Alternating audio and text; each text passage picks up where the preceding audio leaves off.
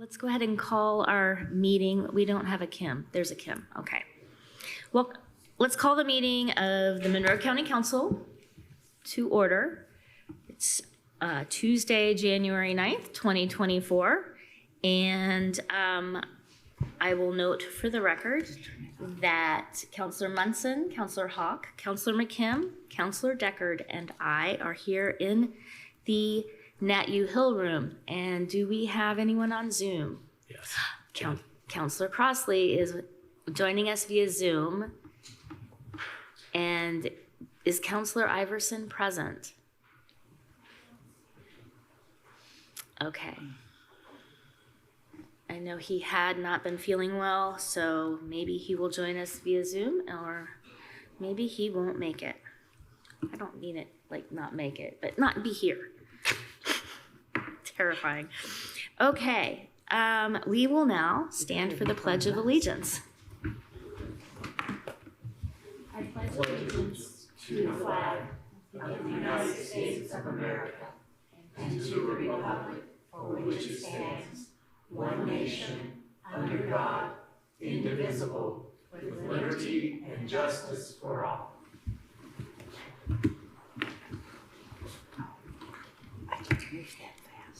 Next, we have the adoption of our agenda for the evening. I had a couple of items that I would like to change. So, item 15B is listed as a discussion of the interlocal agreement for the Capital Improvement Board and Convention Center, and I believe that since we have not seen an updated version of that, it would be wise for us to table that item to our next meeting, which is January, is it 23rd? 23rd. And I'd like to combine with that too, unless there's an objection, could we table the item 16A and item 16B, which are ARPA additional appropriations, since we don't have any at this time? Okay, and that is just tabled to the next meeting as well. So both those things tabled to January 23rd. And that is my motion. Second. Thank you. We have participation on Zoom, so we will not be doing voice votes. Could we have a roll call vote on the changes to the agenda?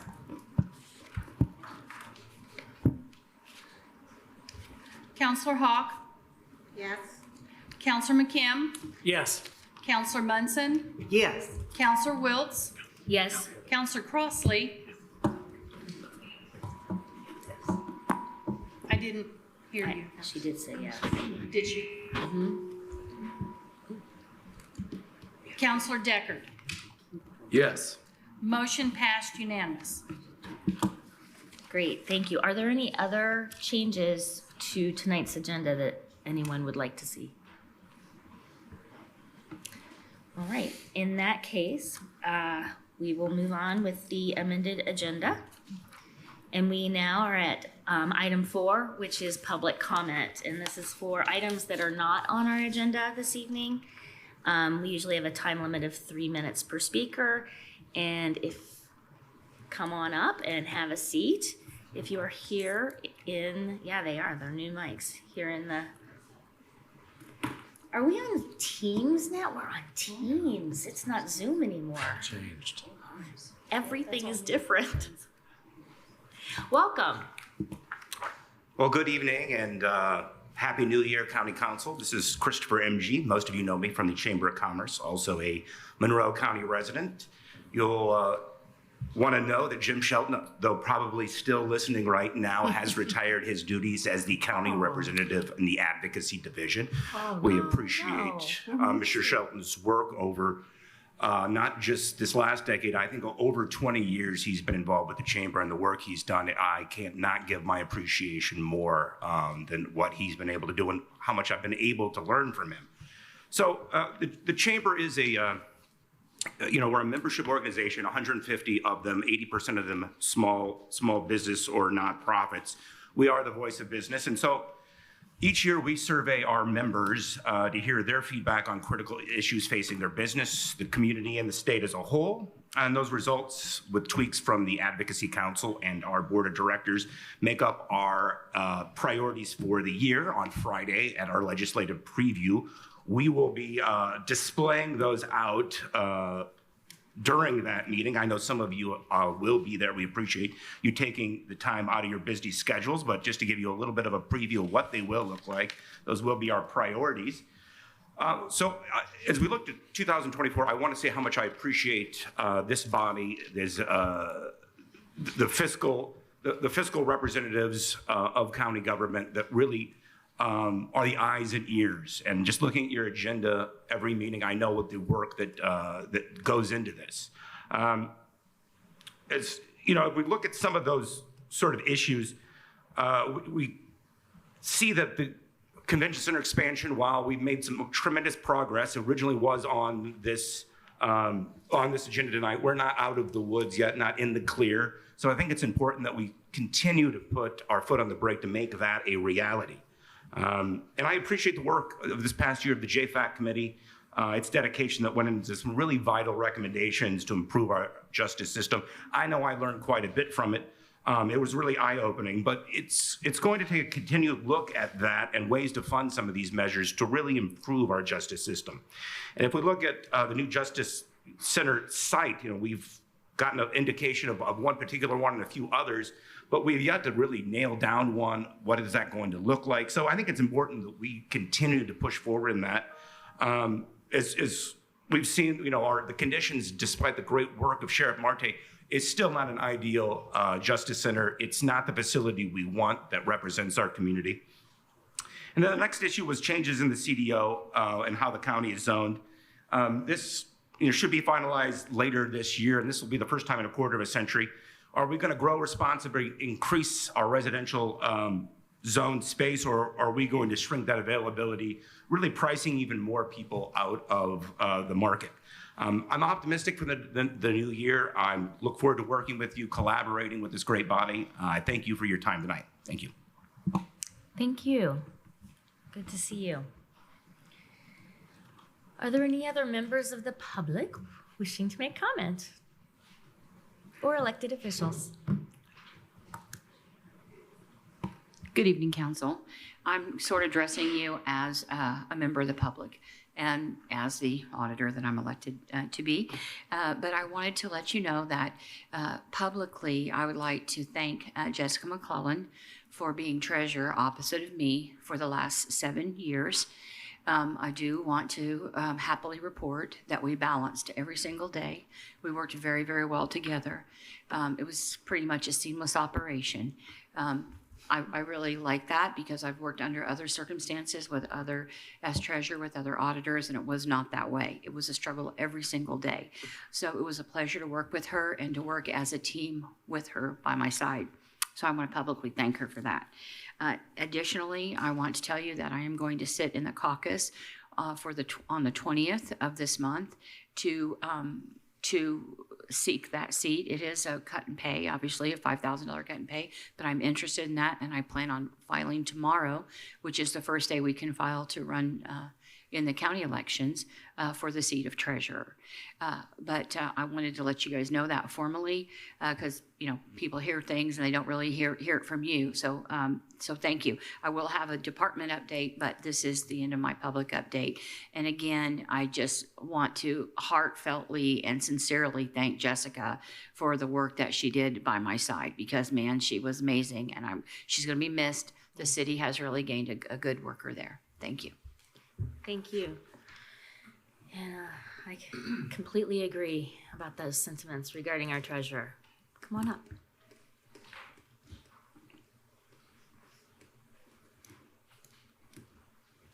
Welcome. Good evening. Thank you for your time. I'm Tom McLaughlin Jr. I'm the executive director of what I'm here to excitedly announce is now called the Waste Reduction District of Monroe County. Formerly the Monroe County Solid Waste Management District. And just To let people know, it's a change in name. We think more aptly describes who we are and what we do. At its core, our statutory mission is to reduce the amount of material going to final disposal. So we thought it was a good time to pick a new name, a new logo and slogan that better represented who we are and what we do. So we do have a new website, wastereductiondistrict.com. And for the residents and our customers that use us, should not notice any major differences in the way that our programs and services are offered and operate. Hey, there we got our new logo up there. Thank you, Kim. And the website. The former website is still active, and we'll redirect to the new website for a period of time. I did also want to announce, also unrelated to the rebranding, a couple changes that customers will see. We've worked with our vendors, and we are now going to commingle more of our fiber materials. So there'll be less. We won't have a mixed paper and a newspaper box anymore. It's all just going to be mixed paper moving forward. We are also changing our bulky item schedule rotation at our rural sites. It's going to be offered for a full month, 3 times a year at each of the 4 sites. The rural sites, South Walnut, we still won't be able to do the bulky items there, but that will begin the second week of February. When the bulky item bins rotate to our west side facility out on Ord Road, they will stay there for the remainder of the month. And then in March, we'll move to Dillman. In April, to the Bethel Lane site. And then in May, back to Ellettsville. Is this the same rotation they've been on a weekly basis? We're just doing it on a monthly basis now. So did just want to provide that information to the council and the residents that are watching and listening, and happy to answer any questions. Are there any questions from council? Yeah. I just want to compliment all of your folks. I can't tell you, particularly on holidays and breaks, around those times I go in and visit with your folks, and they are so always proactive in assisting me, who never knows the details. And the bulky items, you had a lot of cool changes there, including that rebranding, which is just gorgeous. But that bulky items change, I think, is a really smart move. That makes you all exceedingly popular, and it's a smart way to deal with these things, so that we don't have them on Miss Ridge's domain out there as we used to when I was a kid. So thank you so much. Yes. Any other questions or comments? Oh, thank you very Thank you. much. Can the public then just go straight to that new website to see that schedule for the bulky items? The calendar on the website doesn't in the Sunday column, it indicates where the bulky items are. Okay. But again, it's going to go to a monthly rotation. The wastereductiondistrict.com is the new website, but the gogreendistrict.com is still active and will redirect users to wastereductiondistrict.com if they type that URL in. All right. .com. Yep. All right. Sounds good. Thank you very much. Thank you. Do we have any other updates?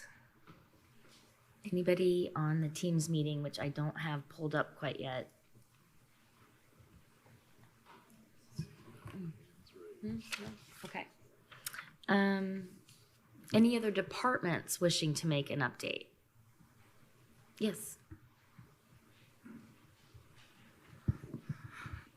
I would like to note for the record that on November 14th, 2023, we approved a fund-to-fund cash transfer from Fund 1238 in the amount of $235,000. We are noting for the record that that actually should have been the restricted, not the unrestricted. So it's from 1237.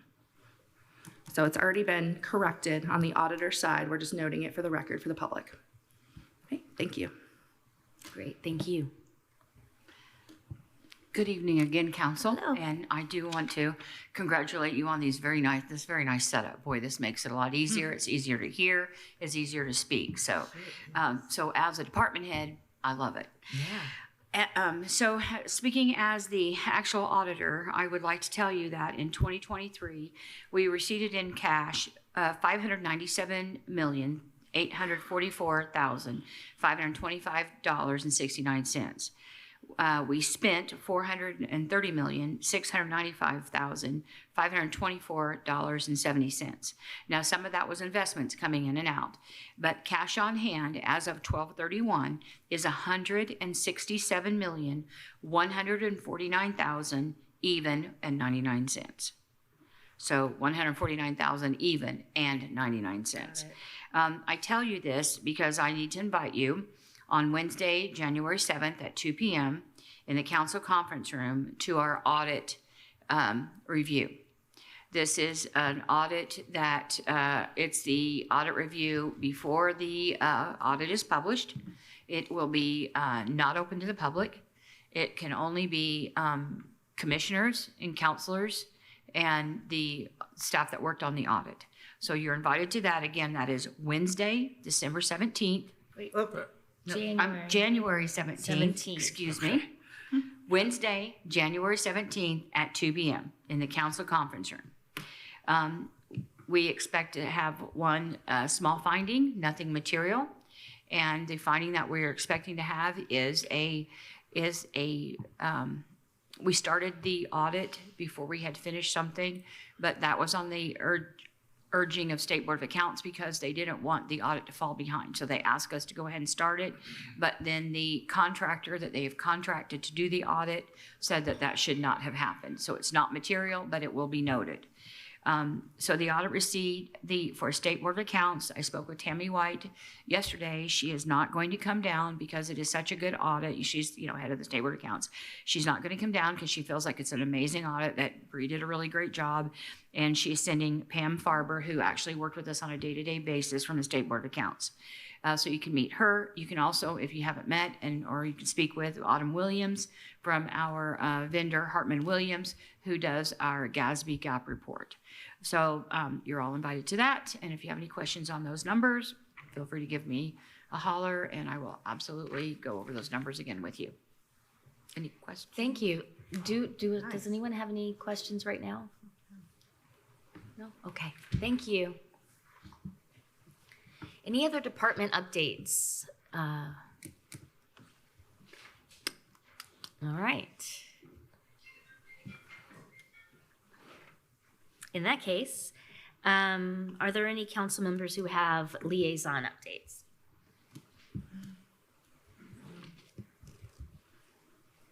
No, no updates. All right, that's fine. What? It was a quiet holiday Yeah, break it's that totally we had. I do have one that I might share.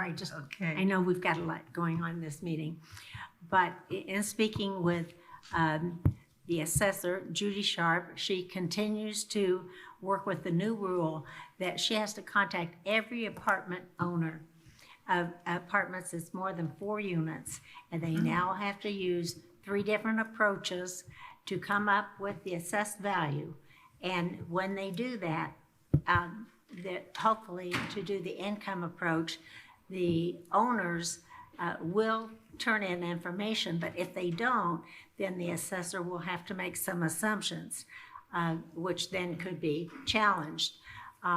But then the rule is that it will be the lesser of all 3 approaches.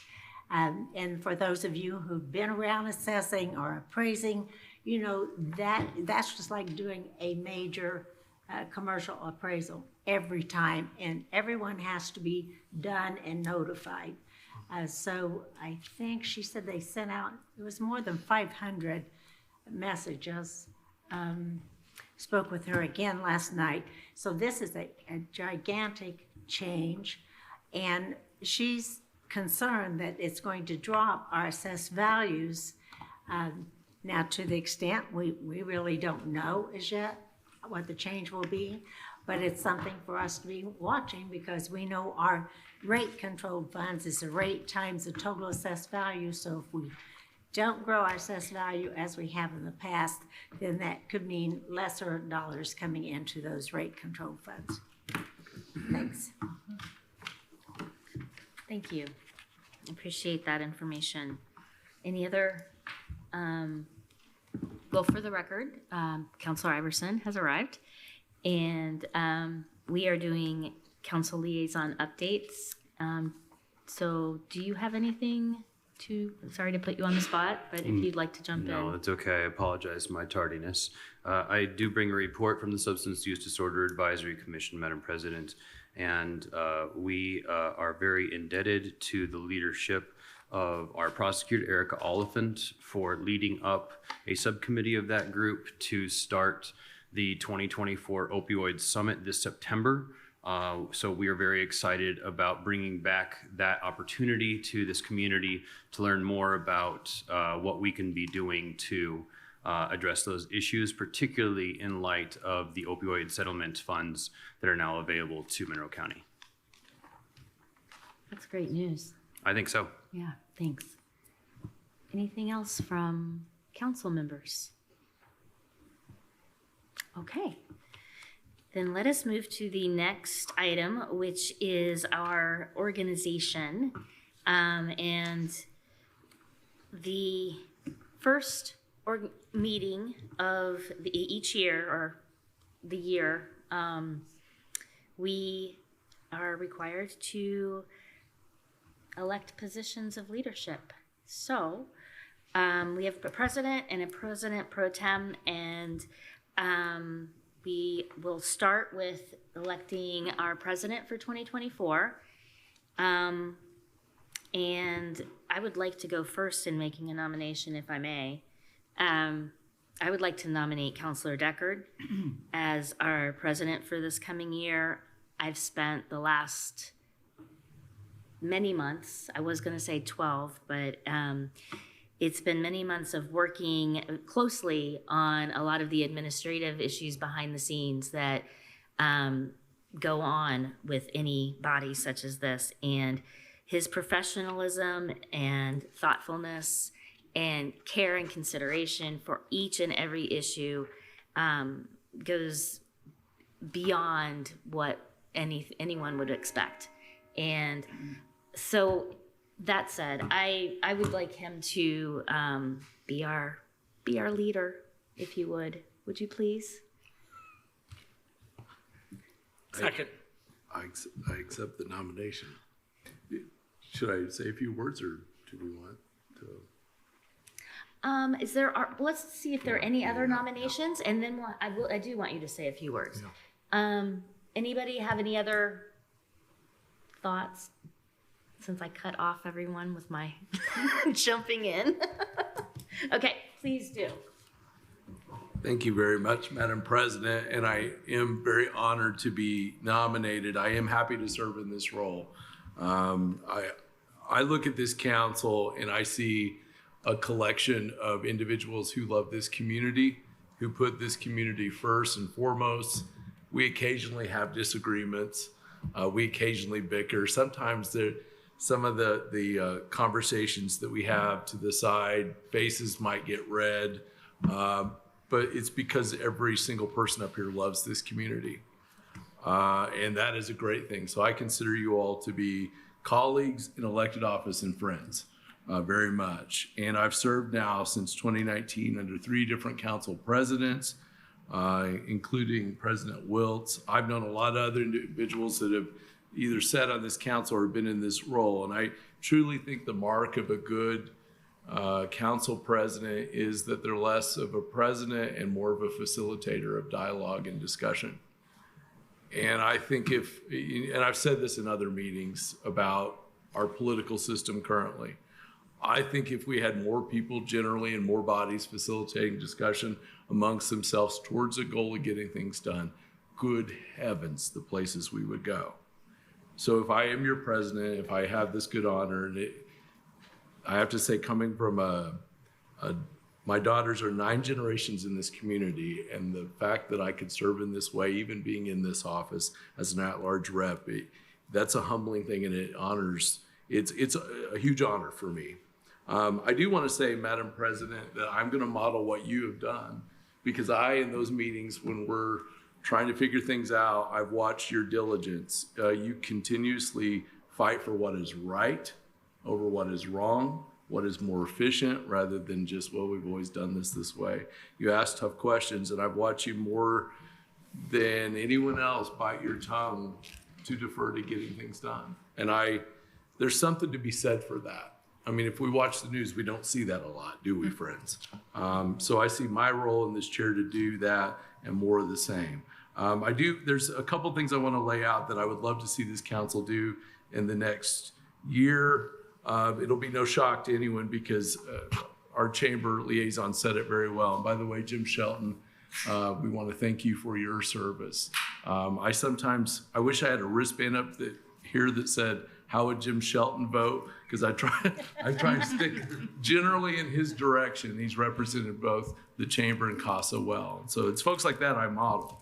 But I think long-term, short-term, there's just things that we've got to work on. We're tasked with finance here, financing the work of this county and making sure that we have what we need so that folks like Ms. Ridge, our emergency management folks, that they get to do what they do, the clerk and the elections, to get what they do, our officers under the sheriff, they get to do what they do and that their folks are well taken care of. And so in the next year, I'd like to have a finance committee that looks at some of these issues. And by the way, I stole this from President Wiltz because she talks about this all the time. And she got some of that from also Councilor Hawk. I mean, this is not my plan, my ideas. These are what we talk about. But to look at our issues, talk with our friends at FSG and figure out what do we need to be asking about, what do we need to do? If we all go back to the pandemic, counselors, and we think about that, we got through, knock on wood, hopefully we're through it. We got through that pandemic because people before us, including some of you, Councilor McKim, Councilor Munson, Councilor Hott, some of you were good stewards and you did what you needed to do to have money so that we had that. And it still helps us to this day. So we need to ask that in the short term. And I'll be hopefully talking more about that when we get to appointments. We do have to build a justice center. We know that. Mr. Emge talked a lot about those issues. We've got to do these things. This is our duty. And when I first ran for office, I remember people just kind of generally talked about, well, we could do one or not do one and blah, blah, blah. But we're moving that direction and we need to commit to it. The same for just continued dialogue on every single issue that we have. You know, there's so many issues in our community that are not owned exclusively by the city or townships or town. They're owned by all of us. And I want to see us continue that dialogue. I'll do everything I can to that. And I'm going to push folks in other elected bodies to continue conversations on behalf of this council. And if the council ever thinks I'm doing too much on that, I'll stop and I'll let somebody else do it. But I'm going to do that because there's enough homework, enough headaches on health and investing in our town and investing in our county, investing in our smaller communities to get us there. And so I tell my students all the time, I believe in working smarter, not harder. And I want to figure out how we work smarter for these employees of this county who do such a tremendous job and how we get things done. Final thing I'll say, and then I'll be quiet because I talk too much, and hopefully this job will keep me from talking. Wherever you go in this county, there are people that will say things differently, but they'll mean the same thing. It's the best thing about politics. You get to watch all that. I think that we can ask simple questions in this job to move this community forward, a community I love. I will, if all things go well, I will be here until I'm not on this earth. And the simple questions, some people are going to call practical questions. The simple questions, some people are going to call common sense. I call those simple questions us doing our job and figuring out how one day to the next we do it well. So if I'm honored with this, and it looks like you might have stuck me with it, I plan to serve in that way, and I hope to represent this council well. Thank you.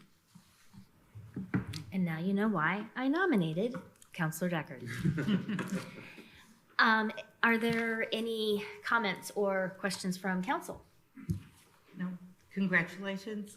Well, Congratulations. Mr. President. we still have to vote. We have to vote. Oh, we can, And there might be more nominations too. I will ask again, are there any other nominations? yes.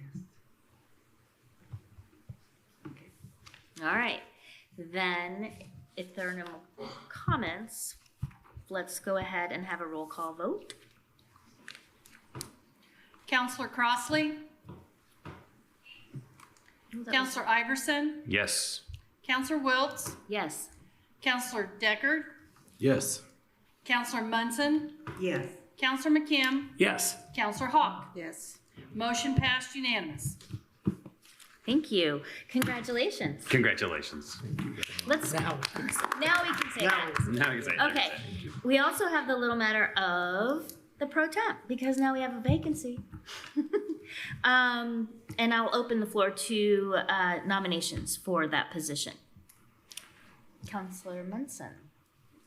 I would like to nominate for President Pro Tem, Counselor Jennifer Crossley. Second. All right. Are there any other nominations for that position, pro tem? Okay. Counselor Crossley, what say you?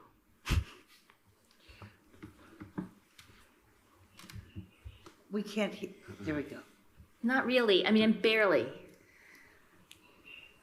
Ooh, Is there? It sounds like to me it's just not coming through for us. Is that on our end? it Maybe. looks like it's muted on, there's some muting. There's little microphones with slashes through them on the top bar. Oh, I see, but not on hers. Not on hers. Okay.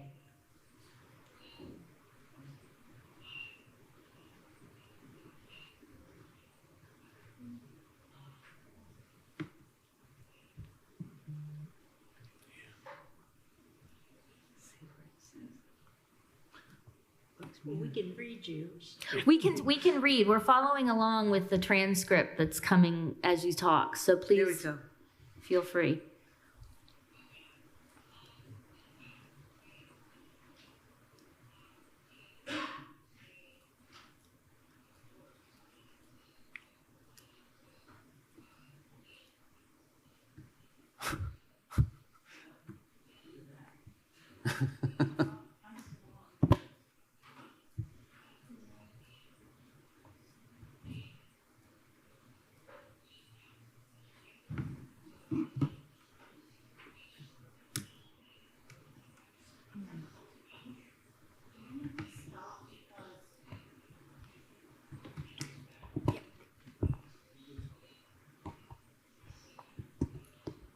Counselor Crossley, can you hold on just a second? Because we lost the video feed for the rest of the room, and so they can't see the transcript.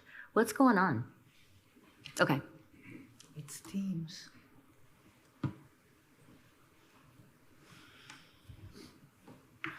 I think we need a Microsoft technician to come to our meetings. Okay. I can hear that. You're back on. Let's see if we can hear you better. It's the same. Bless your heart.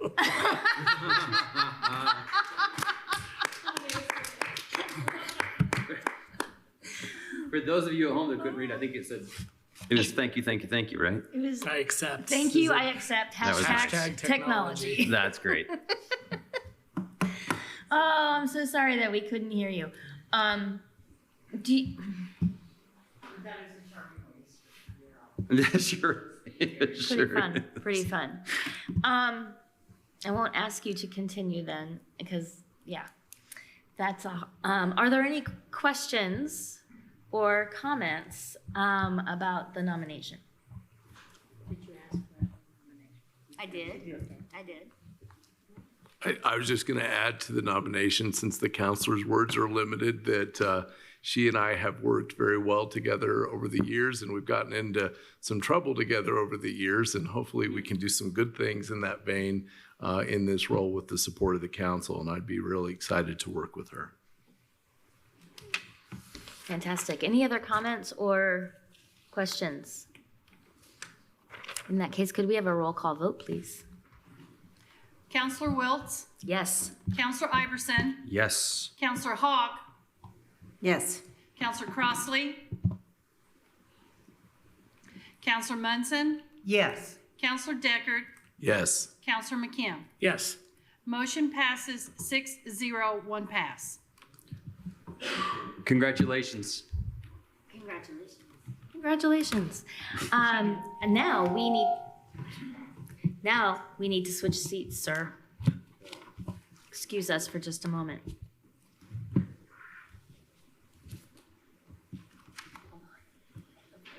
How are we going to do that? How's Jennifer going to read the script when we can't hear her? Well, somebody else is going to have to read this. Mr. President, we may need a stand-in for our President Pro Tem reading the script. Yeah, I'll go ahead. Jeff is standing here ready to go. No, I think former President Wiltz just agreed to do that, so, okay.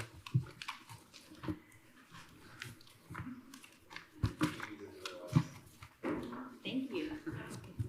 Okay, thank you for that. Slightly different view. Yes. The seat seems awful high, counselors. I don't know That's about because I'm this. short and I put it up high. Thanks for your patience while we get set back up here.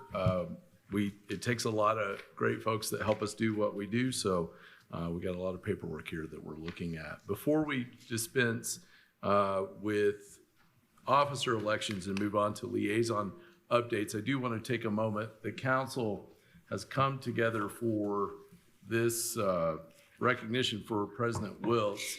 I'm going to read it here, and it's with our extreme gratitude to Kate Wiltz, President of the Monroe County Council from 2021 through 2024, this day, from your grateful council colleagues for extraordinary service. And we want you to remember us well and not anything negative as you move along from the chair.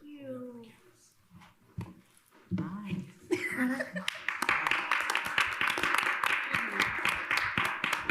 It's actually really pretty. Look how pretty that is. Thank you so much. This is completely unexpected and very generous. Yes. That's your box for it. It is? Wow. All right. Congratulations. Thank you. All right, we're going to move on to our liaison appointments. As we do this, I just want to tell the folks that are watching at home, these are the appointments that we make from within this council to ensure that we are talking with departments and to give our departments folks to talk with. Doesn't mean it's exclusive, but this is where the horsepower of this council is in the work. It's where most of our efforts are. Service in these roles is important. We're going to do these one by one, line by line tonight. It'll take us a second, but it's important work. I'll note that counselors sometimes are in certain liaisonships for a while. But transition is strong for a department and for an elected official that we serve with. And so we will, with that notion, run through these one by one. Counselors, I will call upon each line item and I'll see where your interest is in serving in this capacity. Okay? Any questions before I start? All right, let's jump to it. Beginning at the top of your list, assessor liaison. Is there any counselors that are particularly interested in this liaison appointment? Okay, I'll just say, I really enjoy working with the assessor and that whole crew and would appreciate that. But I also would like to have another council member join me in that because there's so much that goes in that office. And I fear not all of us understand just how important that office is. Mm-hmm. So I'm thinking perhaps Peter Iverson would like to join in. I know that you had a conversation with the assessor in this past week. I sure did. And if it's the will of the council to add another, I would gladly serve in that capacity. Hearing no objections, sounds like we're ready to go. Thank you, Councilor Hawk, Councilor Iverson. Let's move on to auditor liaison. Is there any counselors that are particularly interested in this appointment? And I'll note that typically, due to our financial nature of our roles, the president of the council has been a liaison. So I'm willing to do that again. Is there a second counselor that would particularly interested? I know it seems greedy of me to say, yes, I would like that, but I do work with them routinely and just would enjoy that. I mean, I like everything having to do with finance, so Absolutely. I would like that very much. And if you would be willing to let me work with you Absolutely. on All right, everybody else good? Just no objection, so ordered. Let's move on to aviation liaison. Counselor, I'd like to do that. you'd like to try that that. out? Good. Okay, any other interests or thoughts? I think that sounds terrific. All right, thank you, Counselor McKim. Let's move on to BDC membership. Counselor oh. Crossley's got her hand up. Okay.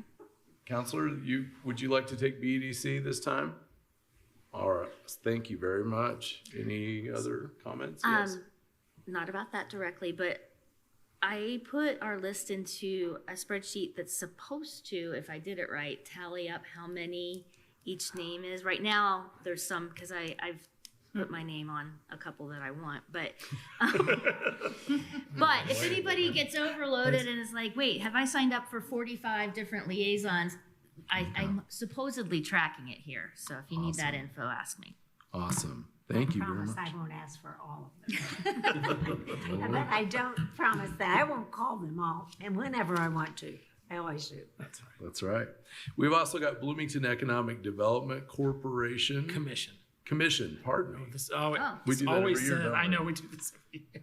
So for that, any counselor particularly interested? I mean, I've done it for about a lot of years. I'm certainly also, if somebody else really wants to do it, I'm This is an important year, and you should be doing it, and then have somebody learn from you as you talk. Counselor Munson, I think I No, saw. that's okay. Oh, I didn't see. Counselor McKim. I'm just down here on the end.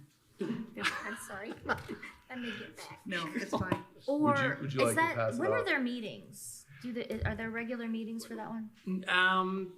you know, it's only if there's something on the agenda. So it's only every couple of months. It's you know, it's the same as the counties. We review tax abatement applications and It's fine. economic development incentives and that sort of thing.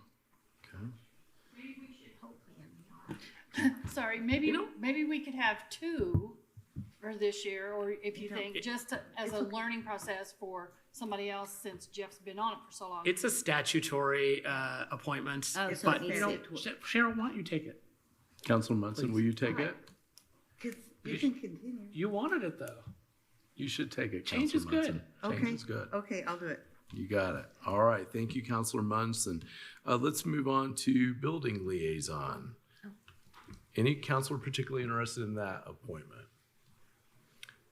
I had it before. I'm happy to keep doing it. Thank you, Counselor McKim. All right, clerk liaison. We have two for that. Any counselors particularly interested? Counselor Iverson is. Counselor McKim is interested. Okay. All right. Everybody good with that? No objection, so ordered. Commissioners liaison. We've got two for that. Any counselors particularly interested? Typically, I think the president of the council And pro tem. and the pro tem does that. So Counselor Crossley, are you good joining me with that? Awesome, thank you.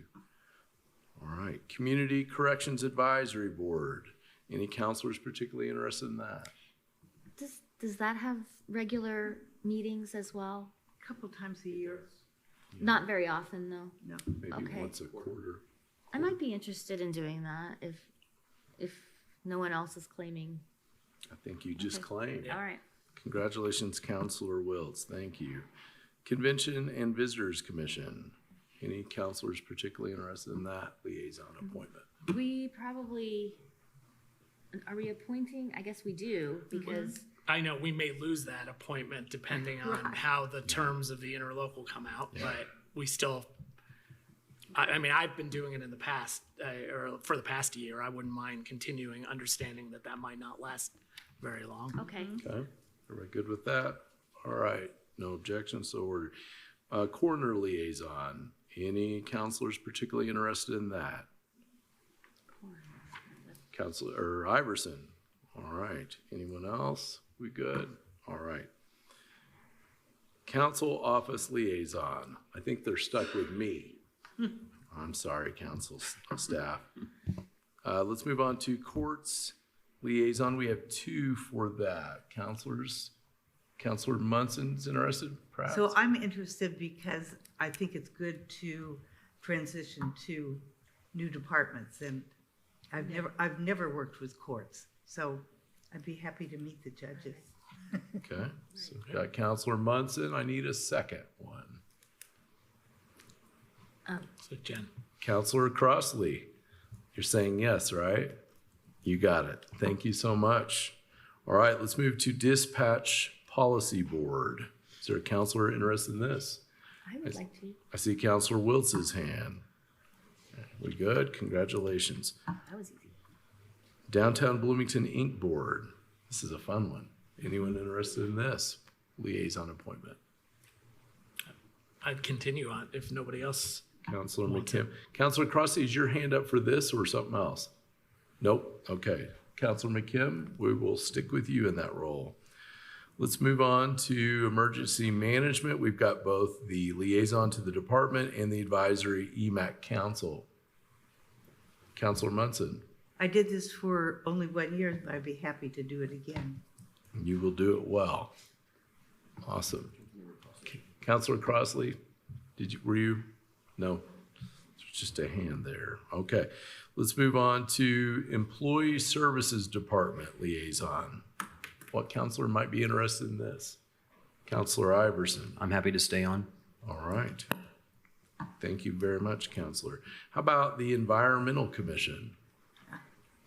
Counselor I would Iverson. like to stay on, however, if anybody else would like it, but I would like to stay on. We're in the middle of some really interesting things. Yeah. As much as I agree that it's important to mix us up, you've got a lot really invested right now. Yeah. I think that's, Okay. he's a good one. We will stay the course. Congratulations, Environmental Commission. Extension Liaison. Is there a counselor that's particularly interested in this? I can do it. I've done it before years ago. Does anybody else want this? I like it, but I don't have to. Go for it, Kate. Okay. Counselor Wiltz is at Extension. Yay. Food and Beverage Tax Advisory Commission. I will continue this because it's a mystery. We like We mysteries. had no meetings last year, and I want to uphold the standard. No. That's because we had no proposals and requests Right. Hopefully that'll for change. use of the funds, and I've already had an email about this. Oh, cool. That's completely unexpected, but it's good. Gonna stay the course. And there's, we're changing, I spoke with Molly, I don't know if she's comfortable with this, so that that's going to be updated to make sure that everybody knows that they still have to come to that group. Yeah. They don't Yeah. have to do what that group says, but they have to come. Right. Yeah, very much. At some point, she might not do this. I have been reviewing the changes to the food and beverage tax codes, and I'm in the process of drafting an updated resolution for consideration, probably either at the next meeting or early February. Oh, that will be excellent. It's very timely because we have a forthcoming request. Okay. Kathy Smith. Yes, every year the report is late from that commission. And so this year it should be very short and sweet. I think we'll probably get it on time since there's nothing to report. Remember, we're supposed to report in February and we always forget. So there, I mean, we have the cash that we've collected, but so I just want to remind that you that it is, even though it's going to be, we want to follow the rules until she gets the new one written. Rules written. Delays in that report have come about because we don't have information from the city that is to be included with information from the county. There's no problem with the county, but with Jessica McClellan, now the city controller, I expect everything will go very smoothly. Yes. Yes, and we haven't spent any money, so there's really nothing to report on the county side, so I just want to point that out. The And the city side. report actually comes from the commission. It comes from the commission. The commission. We will do it. All right, I'm going to keep us moving. Good discussion. Next, we have the Greater Bloomington Chamber of Commerce. And if no one wants it, I wouldn't mind having it. Mr. Emke and I do meetings at Urban Air, and I think it's a good dialogue that we have. That's hilarious. And other places. Okay? All right, no objections.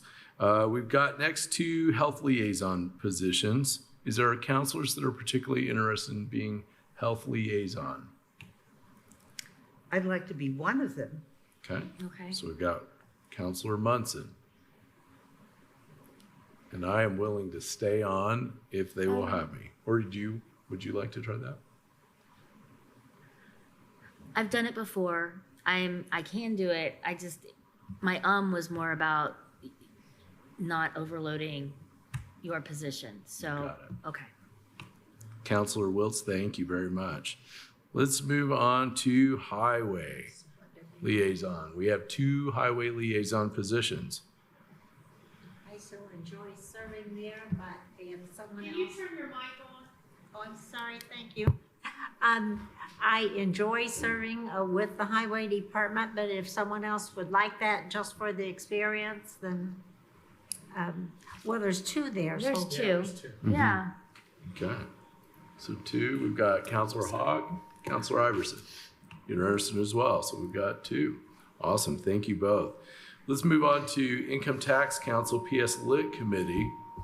It's been a little quieter in the last couple meetings it was louder. It was, it was a little raucous, but Yeah. Counselors who would like to serve on that appointment? Counselor to continue. Kim, okay. I can do it. Counselor Wiltz, thank you very much. Best wishes in your work this year on that. It's a pointless You're thing. gonna need it. How about this, Internal Control Committee? Does that happen? At least you know what it's involved. Counselor Hawk, was that a yes? I have my eye on something else down here that you might not want me to have that if I take all the rest of it. Oh. Is That's hilarious. dying to know. Or are you saying I have to take them if I No. want that? something? No, Is that something that meets, or is it just as something comes up? No, they're really supposed to be meeting more routinely. But the thing is that I get information all the time and it says it's on the S drive. Well, of course, I don't have S drive. Right. So it's, there has to be a better way of communicating and, but I don't want to cause any ripples, so whatever. All right, well, I needed a liaison for that. It does meet, Trent. It does meet. It's an offshoot of our office. So if you want to put one of the people assigned to our office on that, that might work out. I'd be happy It's- to jump into that. That probably makes sense. All right, let's move on. Jail liaison, we have 2 of these that we need. Counselor Hawk, I see your hand. Do I I see? was just saying that's what I got 1. Counselor Wiltz, that's 2. Anyone else? We're good. Awesome. Thank you. I do want to make a note. Counselor Wiltz, can I do that now? Just mentioned that Yeah. ongoing. So we did have a Justice Fiscal Advisory Committee, JFAC, and I would like to see the current 3 counselors that served in that role with that tremendous knowledge base. Still the largest white paper I ever saw produced by a bunch of elected officials who have day jobs. And I think I would love for those 3 to stay in that position if they're willing. So that would be Counselor Wiltz, Counselor Iverson, and Counselor Crossley. You all 3 are not yelling at me, so that's good. Happy to continue. Thank you. All right, liaison to legal, is that typically the presiding officer? No. No. Not necessarily. Okay, who would like that? It's real easy. Yeah, I'm It's, fine. it's an easy gig. I'm fine. They're pretty cooperative What? people. Counselor McKim has said he'll take it, thank you. Metropolitan Planning Organization, I would like to continue that if you're willing. That's actually a presidential you can basically delegate as the president. You have been delegated. Congratulations. Thank you. How about the Fair Board? I'd like to continue unless someone wants to jump in. Anyone else? Congratulations, Counselor Munson. We need 2 liaisons for the Monroe Fire Protection District. Counselor Hawk? If no one else is just chomping at the bit for it, whatever. I've got 1.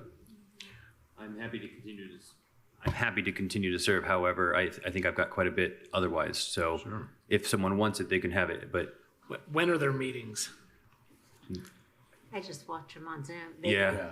I continue to ask them to have their meetings here because I think people could better interact. I think so too. And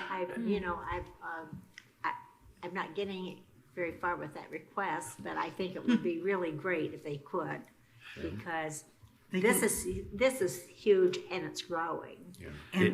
And they need to take advantage of the television. I guess, is it after business hours or during business hours or how? It's generally in the evening. I'm trying to remember the people on the board. I mean, Mark Roseanne's on there, and Vicki Sorensen. if it's right. I mean, it Tina Courtright. I'm willing to be a liaison. But here's what happens with the public. It's just hard for the public that you can sort of see when you're looking at on the Zoom that I don't know how they're hearing what's going on. Yeah. Maybe they can hear better than you can on television, but I would love to have them here. And I'd like for us to work to make sure that it's convenient for them to be here and have an open slot for them.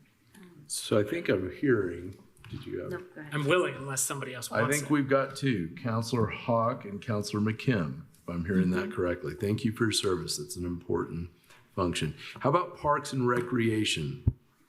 Counselor Wiltz has raised her hand. Thank you very much. Sweet. All right, next up, I've got 3 spots for Personnel Administration Committee, the PAC Committee, very important to council work. You need some interest on this. So I've been serving as president of that body for, I think 2 years now. And I think it's been fantastic. I'm really enjoying my time. I could continue for another year, or I think if Councilmember Crossley would like a crack at it, that could also be an option. But I want to, whatever is best for the council. Okay. And I'm willing to continue, but I'm also willing to not if somebody really desperately wants it. Okay, so I'm hearing a yes on Counselor McKim, potential for Counselor Iverson. He's deferred to Counselor Crossley. Any interest, Counselor Crossley? Yes. Oh, okay. All right, so we've got Counselor Crossley, Counselor McKim. Chair's preference, just to know, I would love to see that be a bipartisan committee if Counselor Hawk would honor us by serving on it. Well, I thought you sound like you had 3. Oh, I've got 2. I gave up my seat in lieu or for Councilmember Crossley. Oh, I think your well, experience I'm is- willing to serve, but I'm just gonna, That's good. I'm going to tell you, if it's snow, it's ice, whatever, I won't be at the meeting. So if that's a problem, when you only have 3 to show up. Well, we appreciate your I'm service. going to take care of me first this year. Yes. I just have As you to. should. As you should. All right, thank you very much, counselors. Plan Commission. Well, Councilor McKim and I arm wrestled last year between the Waste Reduction District and the Plan Commission. And I don't know which of us won, but I have enjoyed my time on the Plan Commission because it was a learning curve throughout. And it takes a while to really learn the work of the Plan Commission. So I would like to stay another year to feel actually more productive. Good. Plan Commission it is. Thank you, Counselor Munson. How about Plan Department Liaison? Could you take that? Yeah, I can do that. Awesome. Thank you. Next up, we need 2 liaisons to probation. Are there counselors interested in this? Oh, There's 2. 2? I'm hearing I mean, Counselor I- McKim and Yeah, I've never done that one, so I'm kind of trying to lean into a couple of new things. okay. So I'm hearing 2 counselors. I think we've got it. Are we good? I didn't write, so who did It's Wiltz and McKim, for probation? probation. I don't think I've done it. All right. Let's move on to prosecutor liaison. Do I have counselors? I need 2 that are interested in this. Counselor Iverson. Any other counselors? Let's see. We currently have, it's me and Iverson, and I'm willing to stay if that is helpful. Has it always been 2? For a while at least.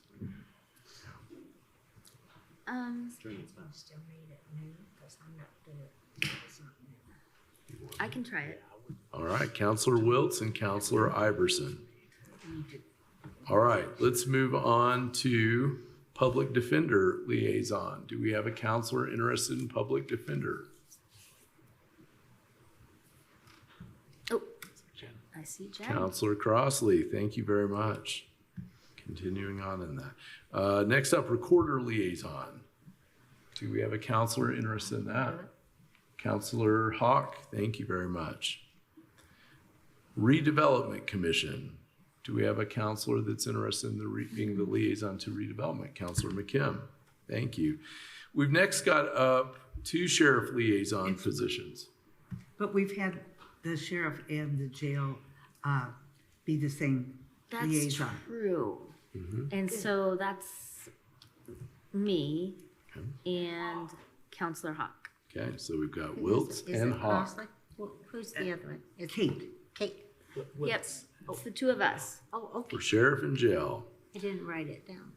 All right, moving along to Soil and Water Conservation District Liaison. Is there a counselor interested in taking soil and water? I can do that. Or I can keep it. Or let's look. How much What's my number? you are? Do we need to check and see where everybody's at amount wise? Yes, She's that's got what it, I'm Tally. looking. Okay. I Why don't see. you, Kim, do you have it right now too, so we can compare Yeah. with Counselor Wiltz's tally? Yeah. Let's hear it. Let's see if it's working. I have for Counselor Hawk. I have 9. Who? 9. Counselor Hawk. Hawk, I have 1, 2, 3, 4, 5, 6, 7, 8. I have 8. I suggested Bum, too bum. many. I also have 8. You got 8. Oh, that's because that's because I have these. Oh, yeah. There's, I was making some guesses on some stuff. All right. Who else do you want to know? I think that's been the same one as the highway in the past, right? soil and water. Yes, I did. Oh, This time it's me, or Soil and water Stormwater. conservation. Oh, and I'm Stormwater. on stormwater. Yeah, stormwater has. so Deckard has 5. Crossley has 6. Iverson, I think I have you at 9. I've got 8.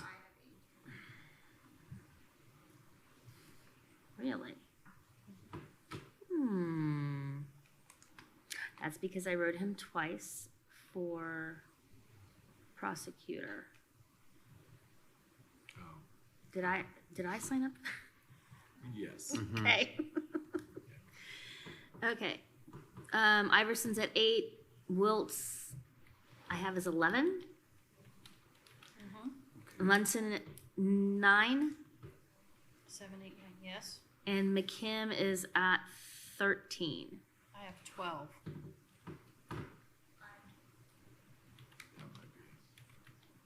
Yeah, but I The thought plan commission counts Oh. as several. I That- mean, plan commission should Yeah, count like you're 5 right. or something. You're right. I'm one off because Yes. I was in here playing around. Okay. So does it He's make, at 12. okay. So the present one is still soil and water. Does it, since I'm sitting kind of peckish there, No, well, or am I? Or is it not gonna be- for the fact that you're the president, in my opinion, my humble opinion. You're like, I've lived this. I can do it. Soil and water? Mm-hmm. Thank you very much. Let's move on to 3 positions on Sophia Travis Grants Committee. Important work, particularly in summer. Councilor Munson? I'll stay. Thank you. I'd like a second crack at it. Councilor Iverson? How about another? It's Councilor Jen Crossley? do it. So we're- Do you feel like you're at an auction? Yep. All right, moving on to stormwater management, and I think, as Councilor Hawk said, it pairs with highway, so that will stay with Councilor Hawk, if I'm reading that right. Yes. Substance Use Disorder Advisory Committee, SUDAC / opioid. / opioid. Oh, now, is that 2 separate or 1 combined? It's 2 separate. One is a commission, one is a workforce. But I'd like to stay on it. I'm the president of that at the moment, and I'd like to finish up what we're working on. Okay, thank you very much, Councilor Iverson. Surveyor Liaison. Any counselor interested in this? I've been it before. I'm willing to continue unless somebody really wants it. You are appointed. Thank you so much. Technical Services Liaison.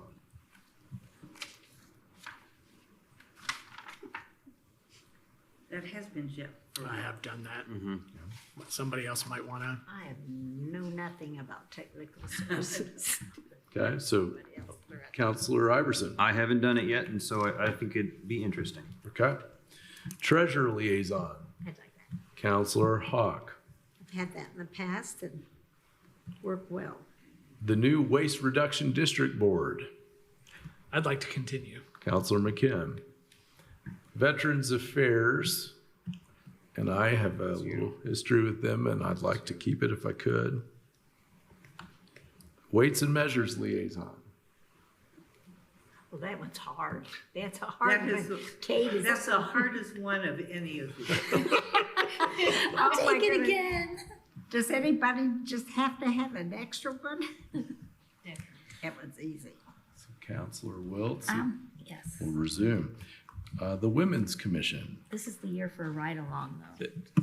This is the one that this is it. So far, their meetings have been at Thursday at 5:30, and I have a standing conflict. I'm never able to make that time. Thursday at 5:30. I mean, Thursday is like the day you can get other things done for me. Is there anyone that is interested in the Women's Commission as serving as What's that, liaison? Jen? Councilor Crossley, thank you. Youth Services Bureau Liaison. Who has that now? I like working with them. Presently, it's Peter Iverson. I have it, but Councilor Hawk, if you'd like it, it's an interesting time over I there. really enjoy, kind of like, that touches my Yeah. heart. Okay. Councilor Hawk. All right, thank you. That, I believe, is the end. I do want to know, I have 3 additional things that I mentioned in my address. Real quick, I want to mention, for finance issues, I would like to see 3 counselors look at some issues, talk to FSG, prepare us so that we are prepared, not just in budget time, but a little bit more immediate, into a finance committee. And we can call it long-term finance, short-term finance, but finance work. And I'd be honored if Councilors Hawk, Councilor McKim would join me in that and school me a bit on that effort. Are we can be allowed to do that through Zoom? We can figure that out. Okay, I mean, I'm willing to do it, but I think we can get more done sometimes if we have everything in front of us that we've been working on. That's the way we've done it in the past, but it also means if it's a official committee, that it has to be public. Is Yeah. that correct? That is correct. And that's what I was gonna say, or Molly, that if it's an official committee, you have to be able to attend the meetings and that kind of thing. And we're okay Correct. going by Zoom or going by Teams. I mean, just like PAC, if the weather's bad or whatever. Yeah. Let's do that, and we can work further on those logistics, but I'd really appreciate the 3 of us doing that together. I think it's a great idea. Good. We'll just expand our knowledge. Awesome. Awesome. All right. I think that is the liaison list I have. Correct? Awesome. Do we need to vote on that? All right, counselors, I'll take a motion to accept the list as deliberated. So moved. Got a motion? Second. It's got a second. All those, can I do roll call or no? Roll call. All right, that's right. So we will do a roll call vote unless there's discussion on this. All right, call the roll. Counselor Munson, Yes. Counselor McKim, Yes. Counselor Iverson, Yes. Counselor Deckard, Yes. Counselor Crossley, Counselor Hawk, Yes. Counselor Wiltz. Yes. Motion passed unanimous. Mr. President, Yes, Counselor. may I add that with my involvement with the Indiana County Council group, that legislative group, which we're already hard at, and I've already started meetings and watching what's going on at the state. So I just would like for people to know that I actually am working for the county constantly while the state is in session. So it's not here, and it's really not an appointment. It's a group that I belong to. But I do it for the county. Thank you for your service. I know we appreciate that. And the legislature is just about in session, right? I think Well, it's, they've always started. they started, so Yesterday. we will watch for more on the short session. All right, let's move on from item C on to item D, reappointments of citizen members to council boards and or commissions. Council, I move to approve the following citizen member appointments. For the Alcohol Beverage Commission, Anthony Satili, for a term of 1 year. Do I need to give the details? Okay. New term ending 12/31/2024. Environmental Commission, Julia Wilson, at a 2-year term ending 2/1/2026. Redevelopment Commission, 2 appointments, Cullen McCarty and Iris Kiesling, each at 1 year and ending at January 1st, 2025. Traffic Commission, Reed Adams, 2-year appointment ending 12/31/2025. And the Women's Commission, 2 appointments, Tiana Iroquois, I apologize for not knowing how to say that name, and Juliet Hardesty, each 2 years ending January 1st, 2026. Second. Thank you. We've got a motion and a second. Council discussion on these appointees. Any discussion? Just really appreciate this. The Environmental Commission is still at full capacity, so this is wonderful. That's awesome.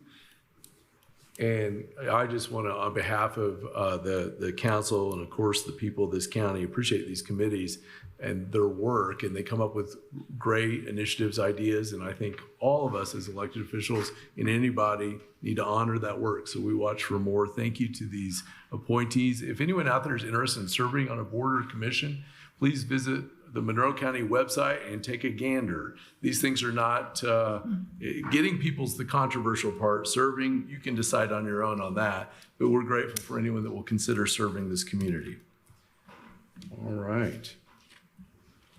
We also do have a vacancy on the Sophia Travis Grant Committee, and that means that Councilor Munson and the others serving will be really interested in having that. If that's something you would like to do, particularly in the summer months, you'll be looking at great applications, and Councilor Munson will appreciate it. Councilor, do you want to add anything to that? I'm glad to talk with whomever might have questions about serving on this committee. It's very rewarding, and you really get to learn about our community. Thank you very much. All right, let's move on to item number 8 with emergency management, our very patient Justin Baker. Did we do vote? Oh, didn't vote. We'll vote. No other comments. Let's do a roll call vote. Counselor McKim, Yes. Counselor Deckard, Yes. Counselor Wiltz, Yes. Counselor Hawk, Counselor Munson, Yes. Counselor Crossley, Yes. Oh, That was Barb. How did that happen? Counselor Iverson. yes. Motion passed unanimous. All right, thank you very much. Let's move to item A, and now Mr. Baker with emergency management. Council, I move to approve the Emergency Management Department's request for a category transfer in Fund 1000-0361, General Fund Emergency Management, of $655.61 from the supplies category and $4,301.80 from the services category, for a total of $4,957.41 to the personnel category for the 2023 budget. Second. Okay, thank you. Mr. Baker, thank you for waiting through all that. We appreciate it. Thank you. Good evening. Yes, on December 21st, we received notice from the auditor's office that our personnel lines in our budget, 2023 budget, was showing negative and didn't have enough funds. So under the guidance of the auditor's office, we submitted a category transfer report and to fix the issue. And we have been working at the budget for this next coming year to make sure we don't make the mistakes. Absolutely. Thank you very much. Questions, comments from counselors? No. I'm glad the auditor's office caught this and that you can start the new year with a good foot Yes. or feet. Okay. Thank you very much, Counselor Munson. Any other counselors?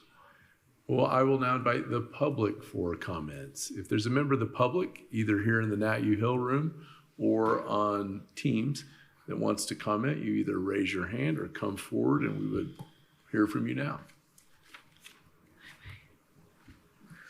Not seeing any motion, I'm going to go ahead and ask for a roll call vote. Counselor Hawk? Yes. Counselor Wiltz? Yes. Counselor Iverson? Yes. Counselor Munson? Yes. Counselor McKim? Yes. Counselor Crossley?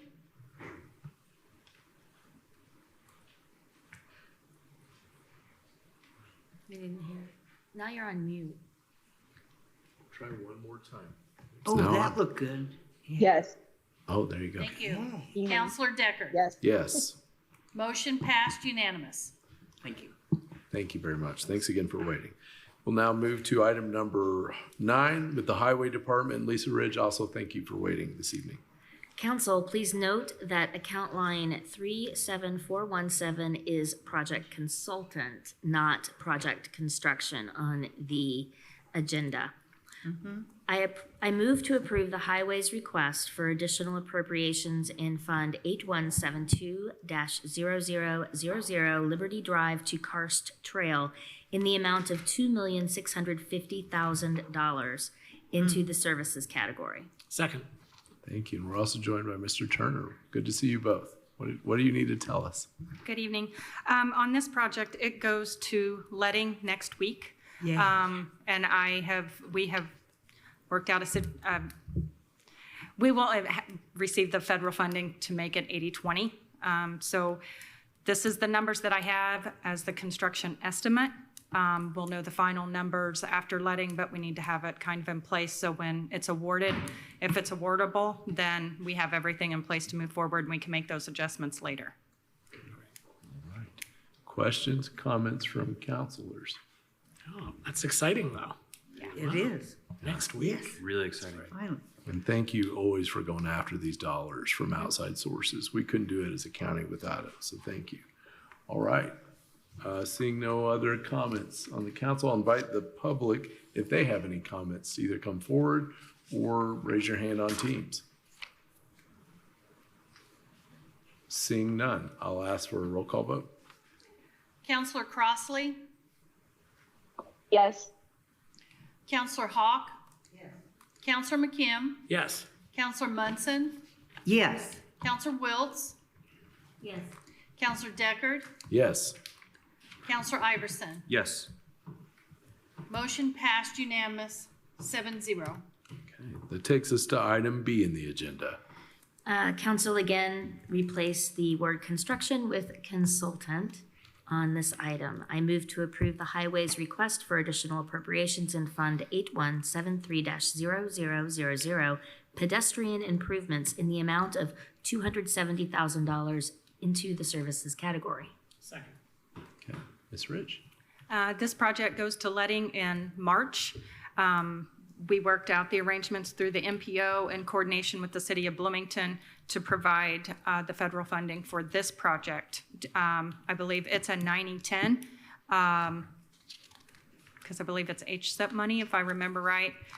So we are getting those lines appropriated for the letting of that project.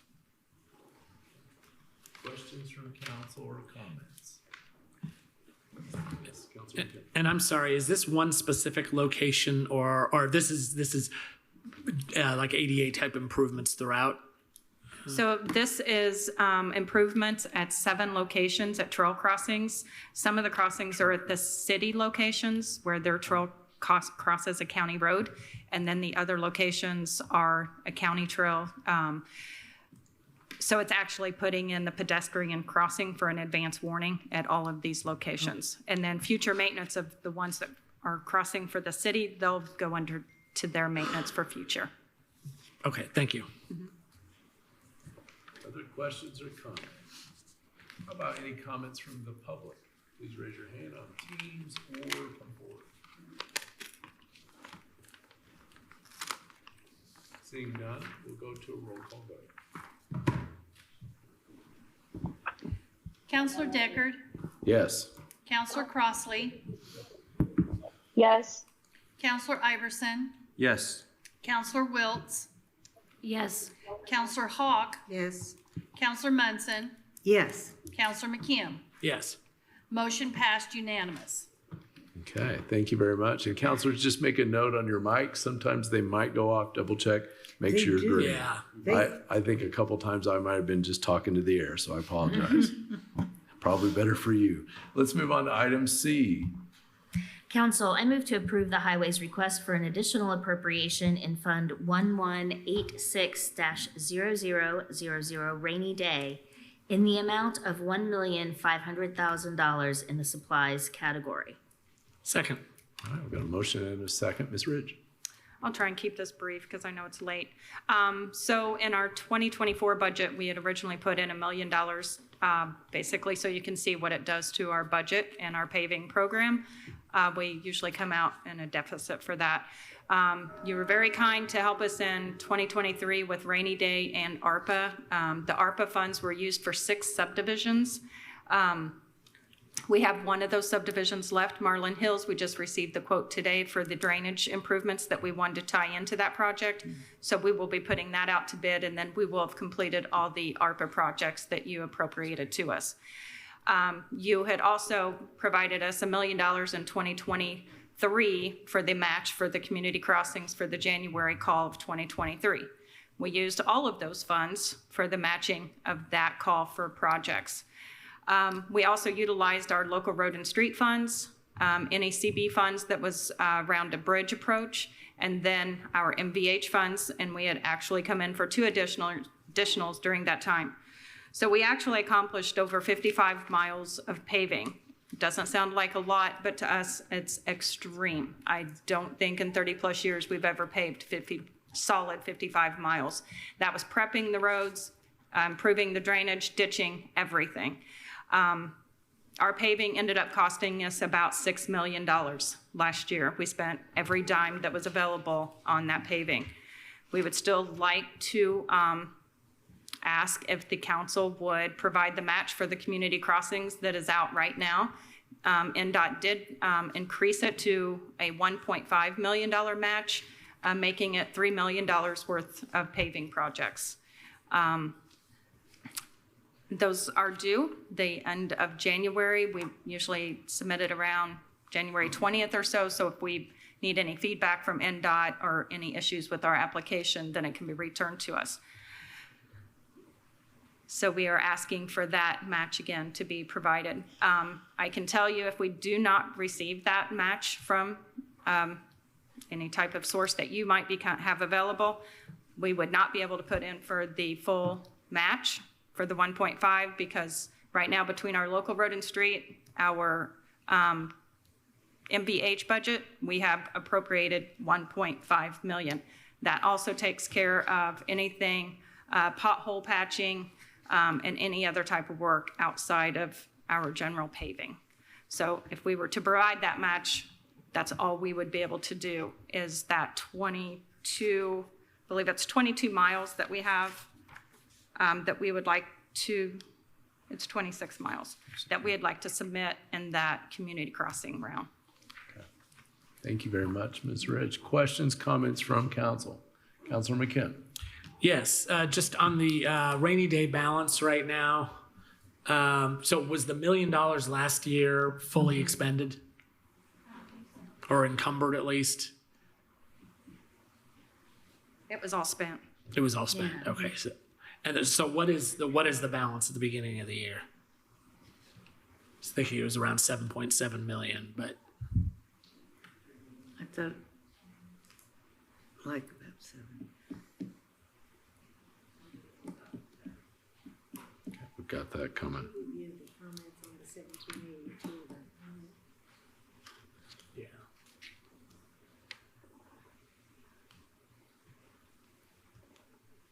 While we're waiting, Councilor Iverson. So do I understand it correctly that should this transfer be approved at a rainy day, that would be an additional, was it 11 miles of paving? Am I reading that correctly? If for the extra million, I get, yeah, it was 2 million, so roughly it comes out to, I think our average for a mile is 120,000, so yeah, you'd be looking at an extra 10, 11 miles. We've thrown different various roads into the list that we are submitting. One is a subdivision that needs a lot of drainage work, and we've already began that process of looking at those. We also include ADA ramps so that we comply with our ADA policy, and sidewalk repairs when we do a subdivision. That's great. Do we have that number? Yes. Yes, it's $7,697,701. So if we committed, $601, sorry, I was $100 high. So if we commit $1.5 million, it would be, we would be 600 or 6 million, basically 200,000. About 6.2, yeah. Okay, thank you. And she has something that I think she wants to share. Just a quick note. I received an email from the commissioner's office today, and looks like we might have some ARPA funding available. Just about half of what the highway department is requesting. So part of that would come out of the regular ARPA funds. And then the other part, if you recall, we have that LATCF ARPA funding, which is like a separate pot in its own fund. And we have $162,378 in that fund. So with the $162,000 and the looks like about $616,000 that hasn't been planned yet, obligated, there's roughly half of, but obviously we can't make that decision tonight. But. Councilor Munson and then Councilor McKim.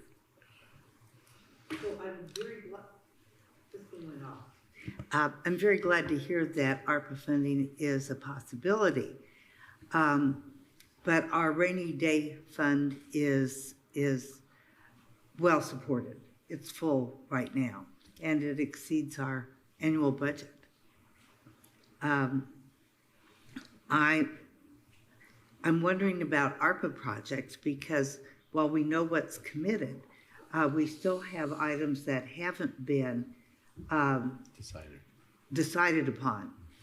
And I don't feel really comfortable spending ARPA dollars without knowing the status of those projects and what's still out there as something that county officials think is important to at least discuss further.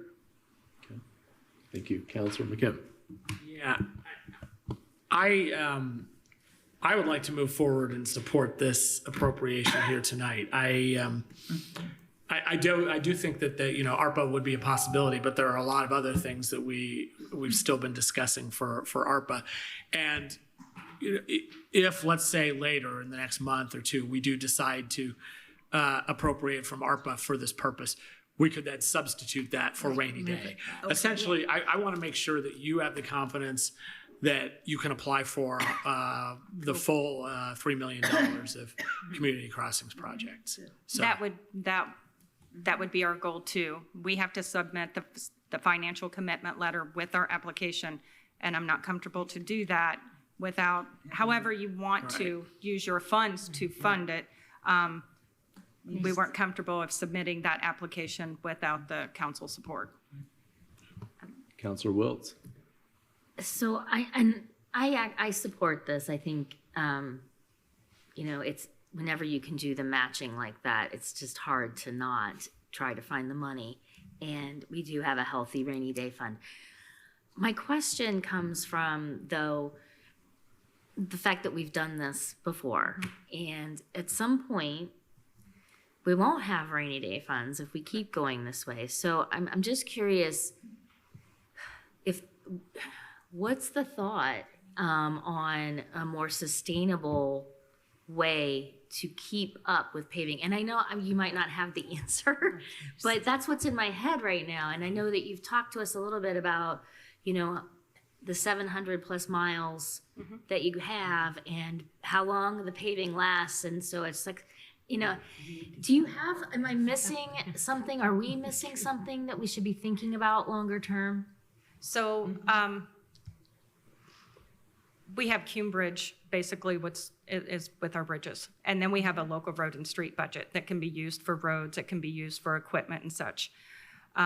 Before 2015, local road and street was never to be used for paving. So I kind of see that's where we fell behind in our department, that's why we're playing catch up at this point. I'm not able to commit the full funding of local road and street, which I want to say is $1.5 million maybe, off the top of my head. I'm not able to commit more funding to paving at this point until I can close out the sample road projects that were constructed out of local road and street. The Hunters Creek Road project, originally the Curry Pike Roundabout project, originally the Bicentennial Pathway project. So after we can get those projects closed out in the upcoming year, we will be able to put more in local road and street to the paving program, which is our goal. It won't be a 1.5, but that's our goal. And when Trent brought up about the financial committee and stuff, I would be ecstatic to sit down with Greg, with FSG. He's worked great with all of our other programs. When I sit on the RDC as staff on that board, if there's options out there to make our dollars stretch farther, I would love to hear some options out there. Yeah. Thank you. That makes sense. Could I? Counselor Hawk. Yes, just as a response to that, there's committees at the state level working to see just what we can do to make a better funding stream for the highway department. Because we are really doing better in this county than most other counties. So to get what has accomplished in our highway department is just phenomenal. But with the use of electric cars and the more economical, smaller vehicles, it's not using as much gas. Remember, that's how we get the money in between the wheel tax and the gas tax. And we also know that part of that is using the way it's split up. They don't split it up particularly just the way you might need it, but it is tied as well to population. So there's some movement amongst some at the state level to say, who really has the bigger responsibility that costs more money, and figure out a different way to split up the revenue that comes in at the state level for the gas tax. And so that's something that they're working on. We're all working on it, and also trying to make sure that the state understands every time they say, well, we can only use a certain percent of our revenue for one thing or the other, it makes it difficult for the highway. But that's why we have to work together here locally, but we have to work together at the state to get some of these things changed.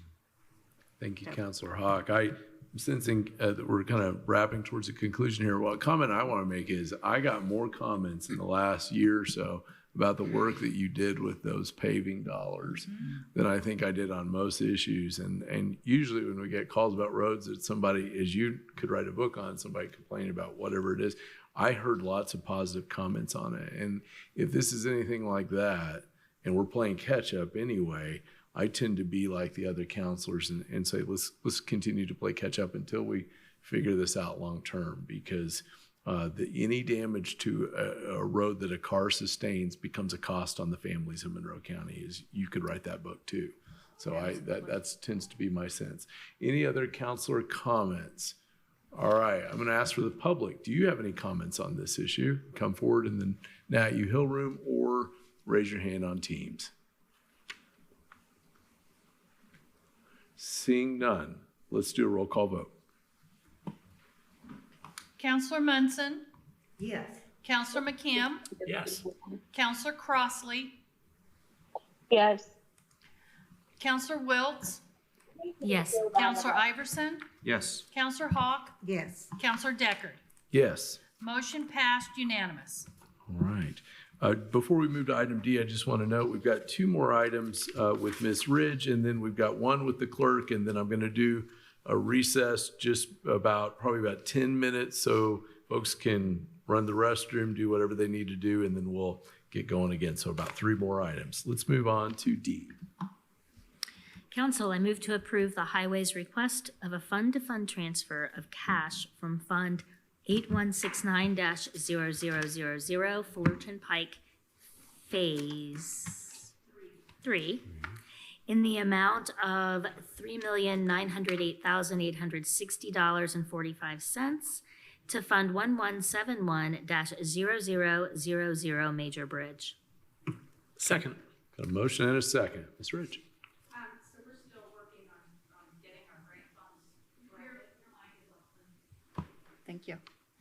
We're still working on getting our grant funds corrected. I know this one's a difficult one because we've gone back and forth on how much federal funding is tied to it. Originally, we thought we had to appropriate the full amount. The federal funding is not at 80/20, and then we had made the cash-to-cash transfer from our major bridge, so we're moving that back.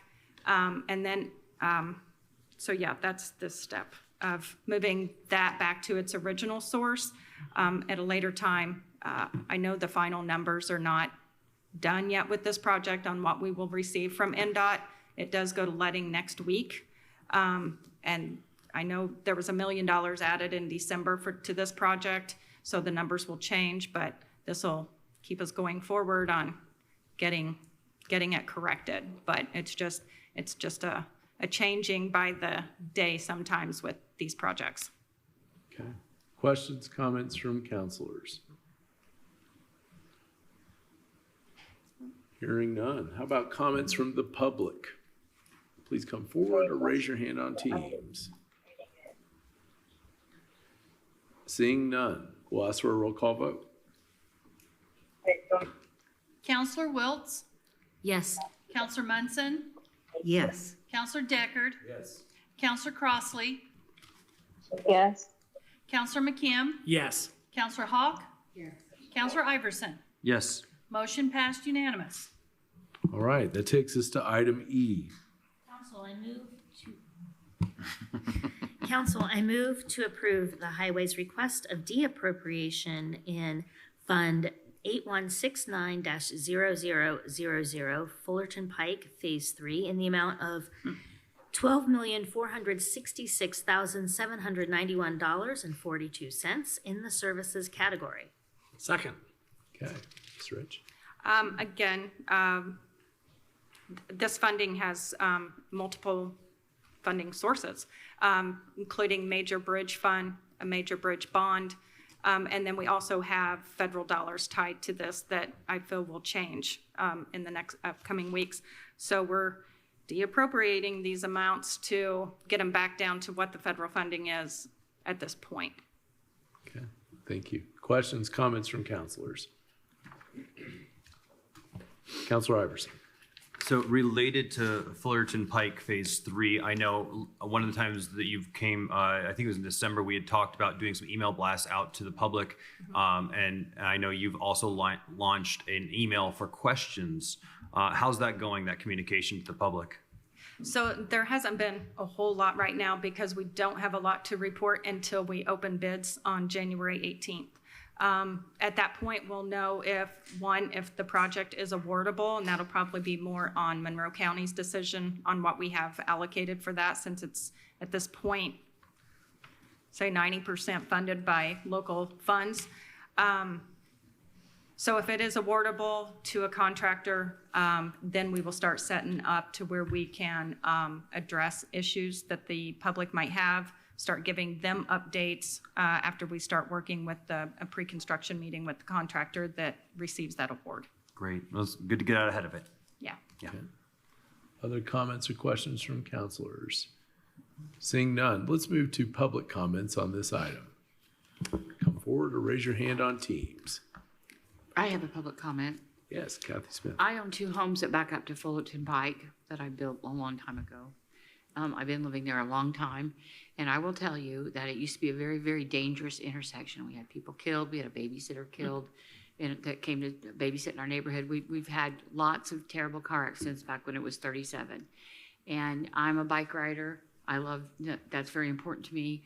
It being safe to ride across 69 now and to go down to go to Kroger's has always been something very near and dear to my heart. So this is my project of the whole years I've lived here that I'm very, very excited about. And as I see it develop, yes, it's developed slowly because, I mean, there was quite a bit of infrastructure needed to be changed. But this will be a tremendous path when it is all finished, and I absolutely cannot wait. So thank you very much, Lisa, for all the hard work and for all the money that you guys have given into Fullerton Pike.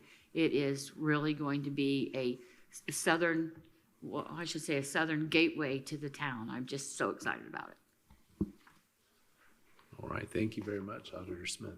Other public comments? Going once? All right, we'll move along then to roll call vote. Counselor Wiltz, Yes. Counselor Iverson, Yes. Counselor Hawk, Yes. Counselor Deckard, Yes. Counselor Munson, Yes. Counselor Crossley, Yes. Counselor McKim. Yes. Motion passed unanimous. All right, thank you very much.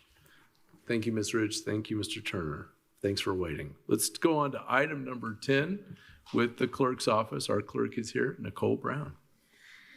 Council, I move to approve the clerk's request to amend the 2024 salary ordinance in Fund 1215-0062 Election Fund Election Board, account line 17101, overtime range rate to $45.89 to $58.13.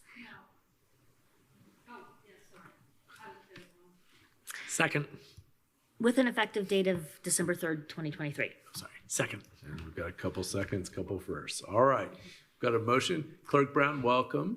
And we'd love to hear anything you have to share.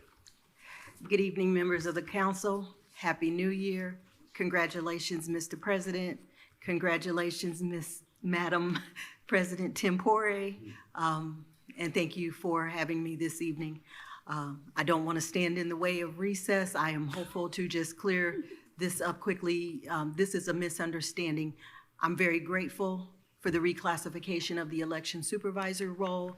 I did not understand that in tandem, I needed to request a change in the range. I think I thought one influenced the other.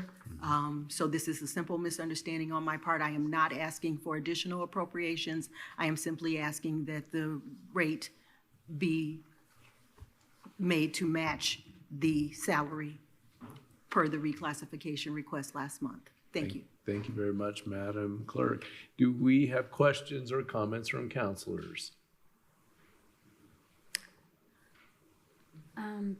I do. Sure, go right ahead.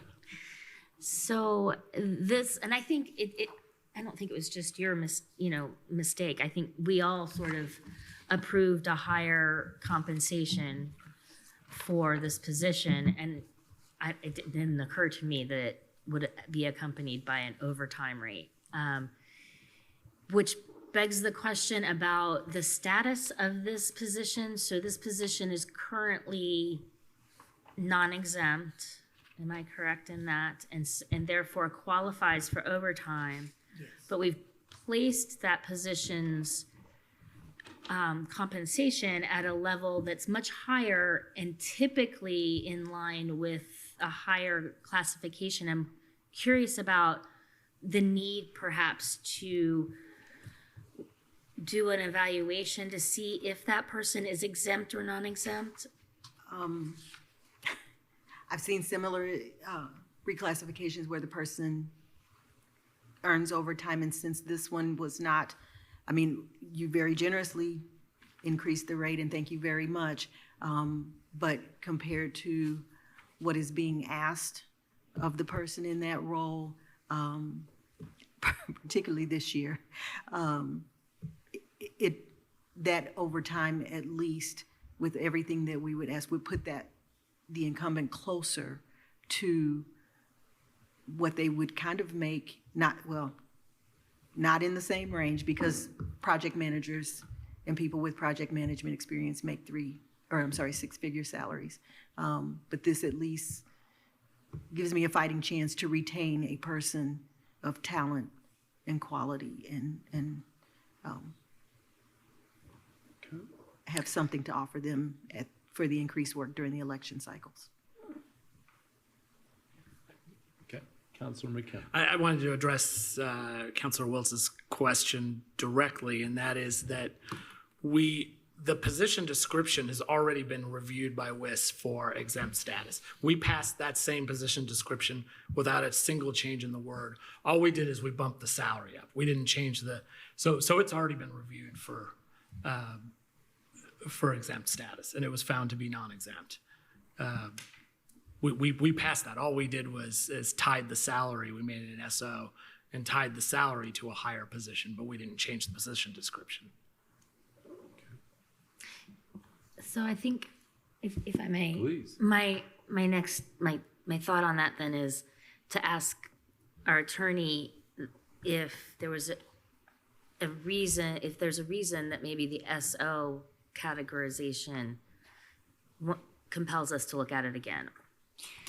So Councilor McKim is correct in that we passed simultaneously at the December 12th a job description that was amended in October and classified the position as a Pat D.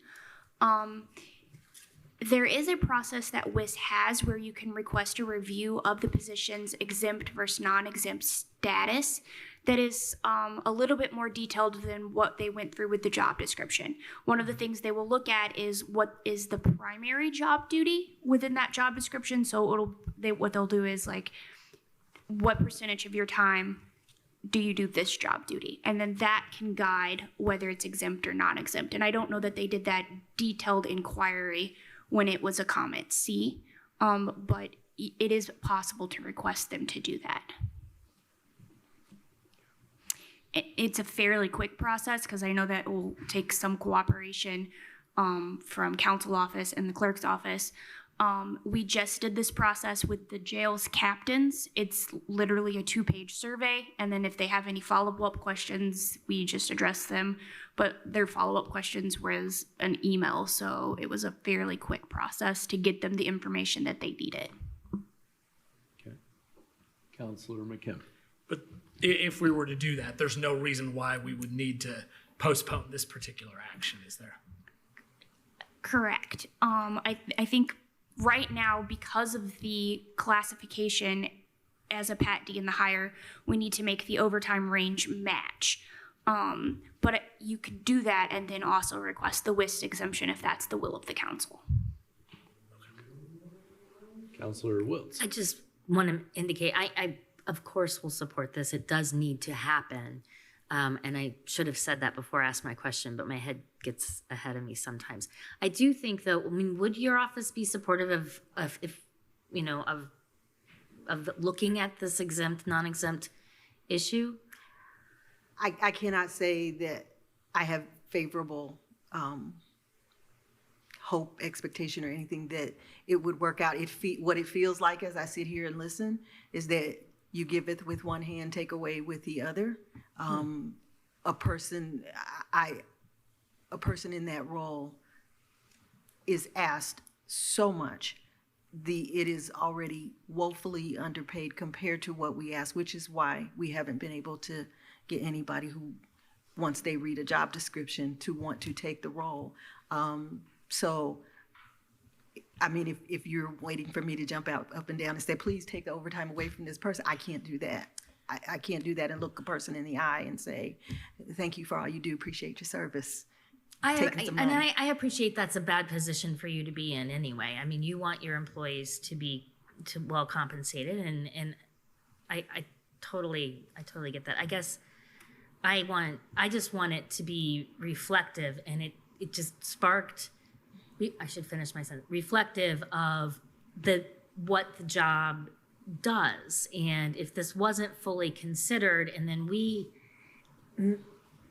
elevated the compensation with the understanding that there's a lot more asked of this person than is typically found in the previous classification. You know, I am not an employment law expert by any means. I'm just thinking that, did we do the corollary examination of exempt, non-exempt? And it was brought up, you know, by looking at this agenda item. I'm not trying to upend the whole apple cart or make anyone upset, but, you know, overtime isn't a way to keep employees. That's not a good strategy. Paying right at a comparable rate is, right, and that's what I feel like we've tried to do as much as we can. So to me, that's a separate issue than is this an exempt position, and should we make sure that it doesn't qualify for one of the reasons under exemption? That's okay. Counselor Hawk. Yes, I might have missed it, but at one point you were short a chief deputy. Are you still short a chief deputy? Yes. Did you say yes? Yes. Okay, here's what, well, I bet you say, why has that got to do with this? Of course it has something to do with this. Because if you have a chief deputy, the chief deputy is doing a lot of this work and will cut down on some of this overtime, or that's the way it should work. Mm-hmm. So I'm just trying to figure out why we don't have a chief deputy to step in there and reduce the amount of overtime, because the chief deputy makes 90% of the elected official's salary. Now, in most counties, it's 75%. We made an error, I believe, to have ever taken it 90%, but that's where we are. That position, I would think, and that's up to the elected official whether or not to fill it, but it's also up to us whether or not we want to keep paying overtime because it's not filled. I am working to fill that role, ma'am. But more is also asked. And will that, at that point, then really go in and do a lot of this work for the election? I don't know that I would use the term a lot. It is significant, yes. It's all hands on deck during elections.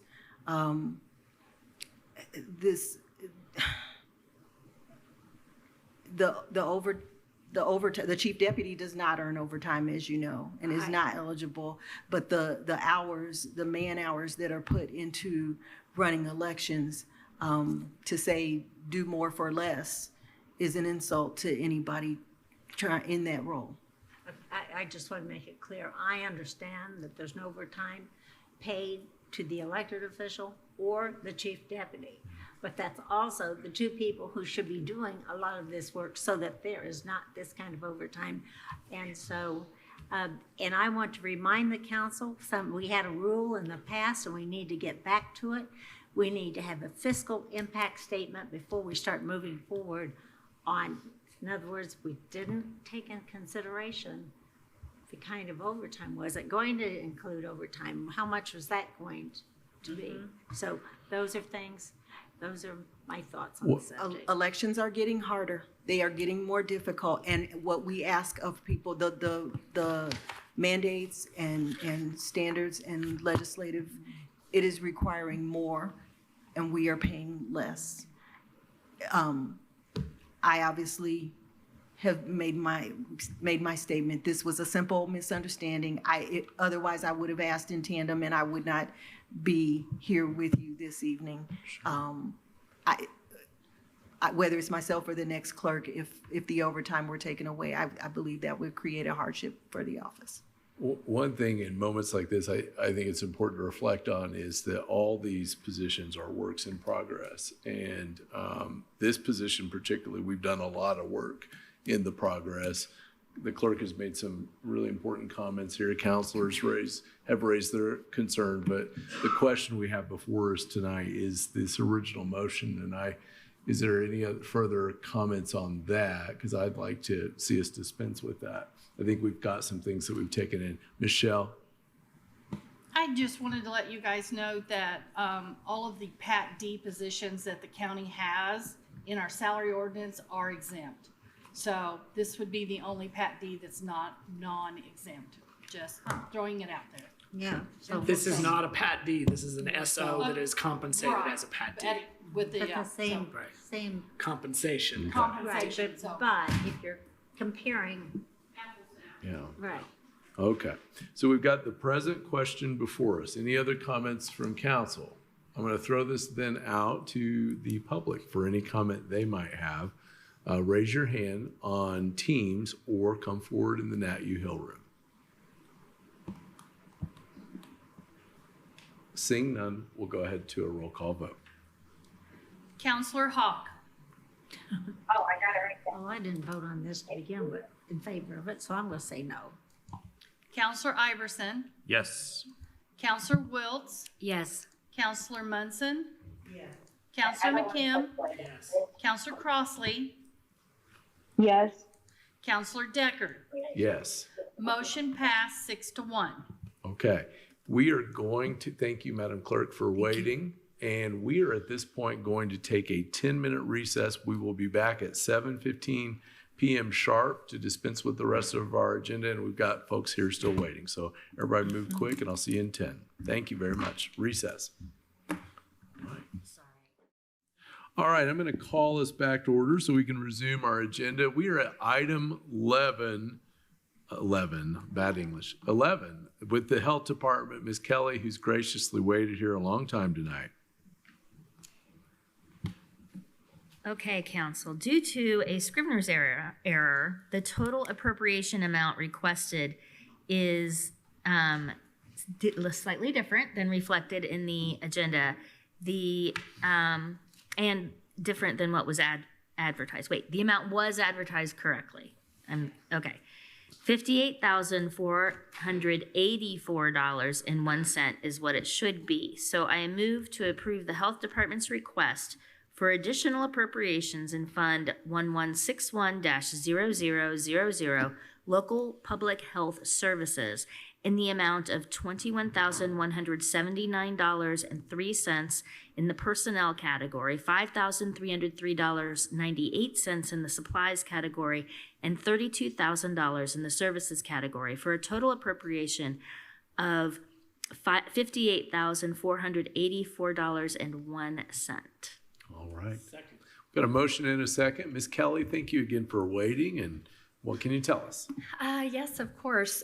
So at the time of when we were preparing and presenting the budgets, the final award amounts for the Health First Indiana funds weren't determined at that time. The state was still waiting to see how many counties were going to opt in because all of that money was going to be divided. So this is just to approve the additional award amount once all of the final amounts were determined. Okay. Thank you very much. Questions or comments from counselors? None. I'm seeing a lot of head shaking. All right. Any comments from the public? Either come forward here in the Nat U Hill or raise your hand on Teams. And I am seeing none on that. We will then move to a roll call vote. Counselor Deckard, Yes. Counselor Munson, Counselor Crossley, Yes. Counselor Hawk, Yes. Counselor McKim, Yes. Counselor Wiltz, Yes. Counselor Iverson. Yes. Motion passed unanimous. Thank you very much. That takes us now to item B. Council, I move to approve the Health Department's request for an additional appropriation in Fund 8126-9624 Futures Clinic in the amount of $8,747.36 in the personnel category and $2,169.06 in the supplies category for a total appropriation of $10,916.42. Second. We've got a motion and a second. Ms. Kelly. And so this is just our standard requests that we have been asking to appropriate these dollars that we are receiving off of earned program income, insurance reimbursements, and the long-acting reversible contraceptives reimbursements. So this just helps to fund our personnel costs primarily. Okay. Comments or questions from members of the council?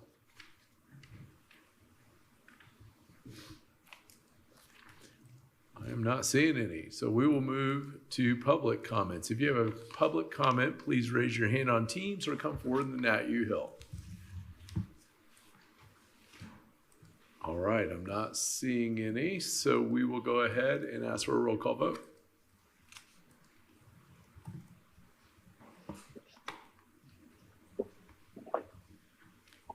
Counselor Hawk, Counselor Iverson, Yes. Counselor Crossley, Yes. Counselor Deckard, Yes. Counselor Munson, Yes. Counselor McKim, Yes. Counselor Wiltz. Yes. Motion passed unanimous. All right, we'll move on to item C. Council, there's another Scrivener's error in this item on the line 30014 services. It should be 6,103 cents, which of course changes the total. So I move to approve the Health Department's request for additional appropriations in Fund 8111-0000 Crisis Coag Supplemental Workforce in the amount of $25,000 in the supplies category and $73,600.03 in the services category for a total appropriation of $98,600.03. Second. Got a motion and a second. Ms. Kelly. I'm sorry.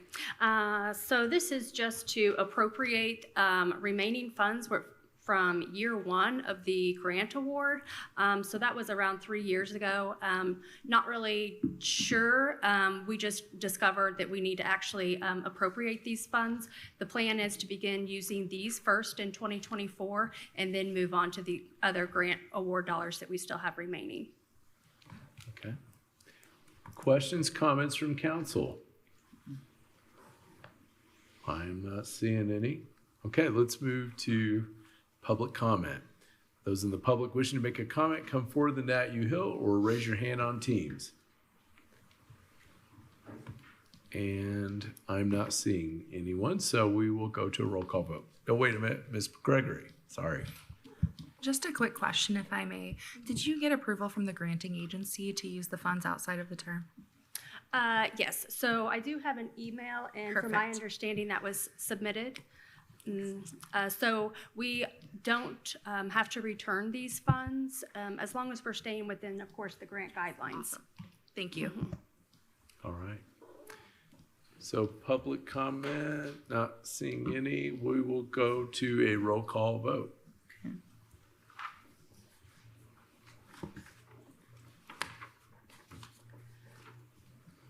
Counselor Crossley, Yes. Counselor Wiltz, Yes. Counselor Munson, Yes. Counselor Hawk, Yes. Counselor Iverson, Yes. Counselor McKim, Yes. Counselor Deckard. Yes. Motion passed unanimous. Thank you. Thank you for Thank you. wading through all of this. We appreciate it so much. Have a good night, Ms. Kelly. We're going to go now to item number 12, which is our sheriff's office in the correctional center. And I similarly, as previous guests, want to welcome up Sheriff Marte, Chief Deputy Parker, and Commander Gibbons from the Correction Center. And I also want to thank all of them, all good folks and all patient folks, or at least they're showing it right now, but they might have other comments out on the square. So we want to welcome them for a presentation tonight. Well, thank you for having us, getting this opportunity to give you an update for a year that has been by. This is not going to take 30 minutes. I know we've been allotted 30 minutes, but it won't take that long. Before I get started, I want to thank personally the staff that helped us get to the level that we're at now, because we hit the ground not running, but we hit it very hard and sprinting. You know, as I was thinking, you know, what we have accomplished in 1 year. So I really want to make sure that I thank the staff.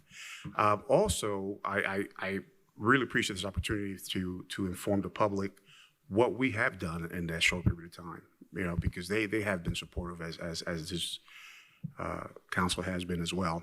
So we're going to show you certain things here, certain slides that you could see. The only thing they're going to be missing pretty much will be actual sound and all, you know, the smell of the facility, which has improved dramatically.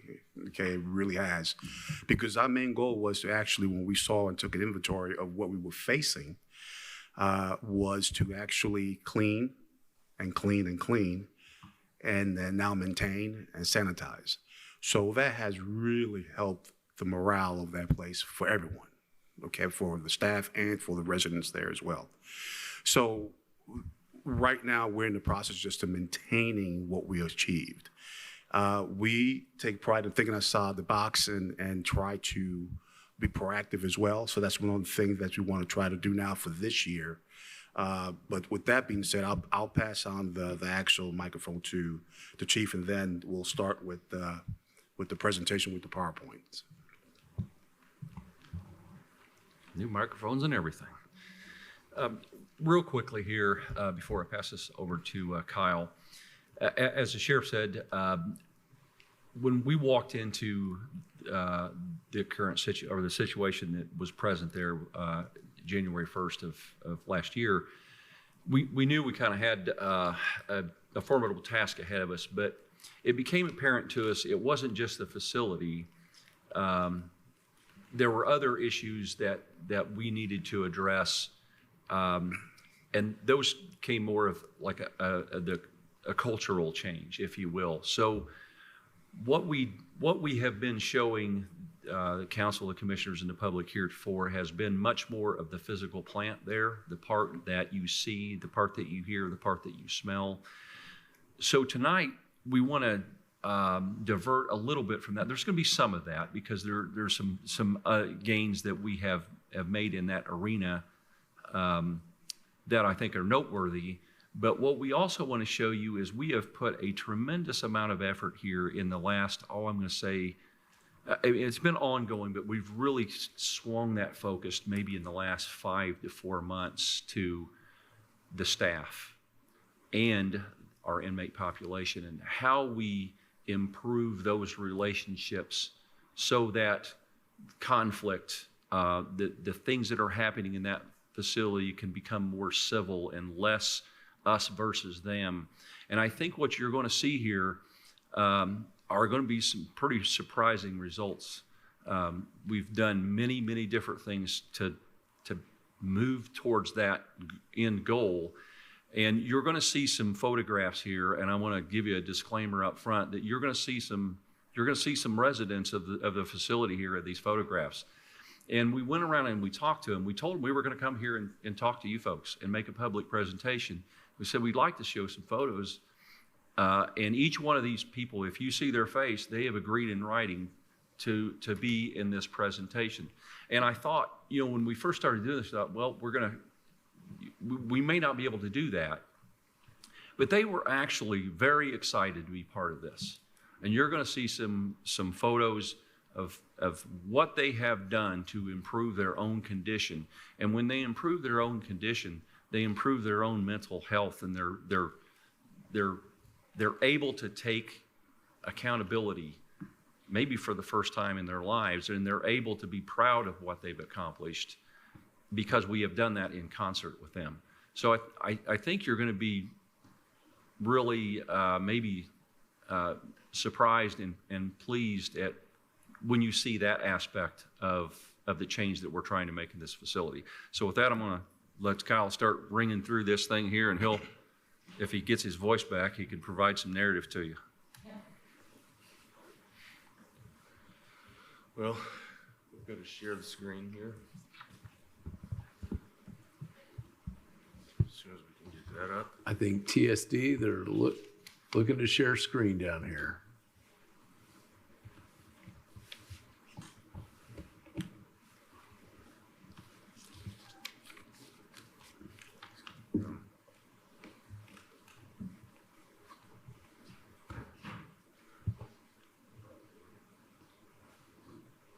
Supposed to prompt. It may take us a second here. These are important things to see that we're going to see. I had a chance to look at these earlier with a few other counselors.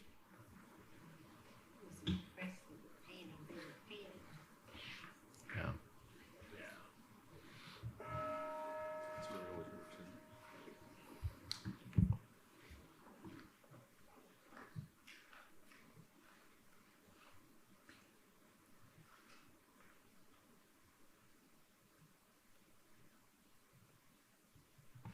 So it was Kyle all along, looks like to me. I was misled. I take no accountability in this. All right, what we want to do first here, and move into the first slide, if it lets me, there he goes, is really give Adam Long some public recognition, a local artist. He worked really hard for multiple days in ensuring we can get this mural completed here in our Sallyport. And at the end of his photos, I've got a little bit of some extras that I got permission from him to add in. It's kind of neat, actually. But you could see it started with the word, the sheriff's vision of hope for the facility. The first thing that inmates, law enforcement, anybody that comes through that Sallyport is going to be greeted with that cultural change that we're talking about. And you can see as it progresses here, again, he spent a lot of time and he worked diligently and he loved it, actually. So this is the completed photo of the mural. We kind of joke because you can see here the cardinal there on the P. He came to me and he said, Kyle, every photo that I do, I hide a cardinal in there. He said, you might have trouble finding it. I'm like, I've got a pretty keen eye. I think I'm going to be able to find it. And I come in there and there's a 3-foot cardinal on the wall. I'm like, oh, yeah, there's the cardinal right there. And I think he was just messing with me a little bit. But so he hides a cardinal in each of them, which is here. But he also does 3 things in every one of his photos. He adds a heart for his family. You can kind of see it there in the trees. He adds his daughter's initials. You can briefly, you can kind of see it there, the LML, and that, again, that cardinal. So it's kind of neat to see him do that. You look at other photos or murals that he's done in the community, you can kind of see the same thing if you stop and look. And it was nice to get somebody really embedded in the community to do that for us. So respect, shout out to Mr. Long. We appreciate it. I know that the sheriff especially talks about it often. For us, when we go and take a walk out at the jail side, we do it kind of frequently, all of us together at times.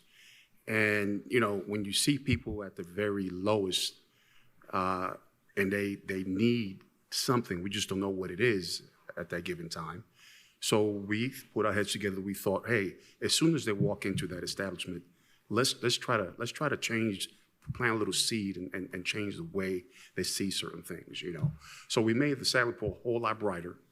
And with that word right there, hopefully, we can give some people some hope and start the process to help them where we can. So that was the thought process behind that.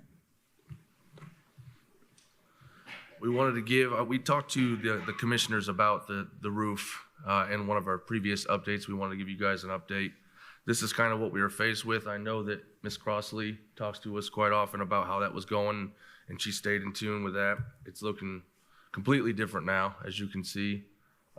They did excellent work.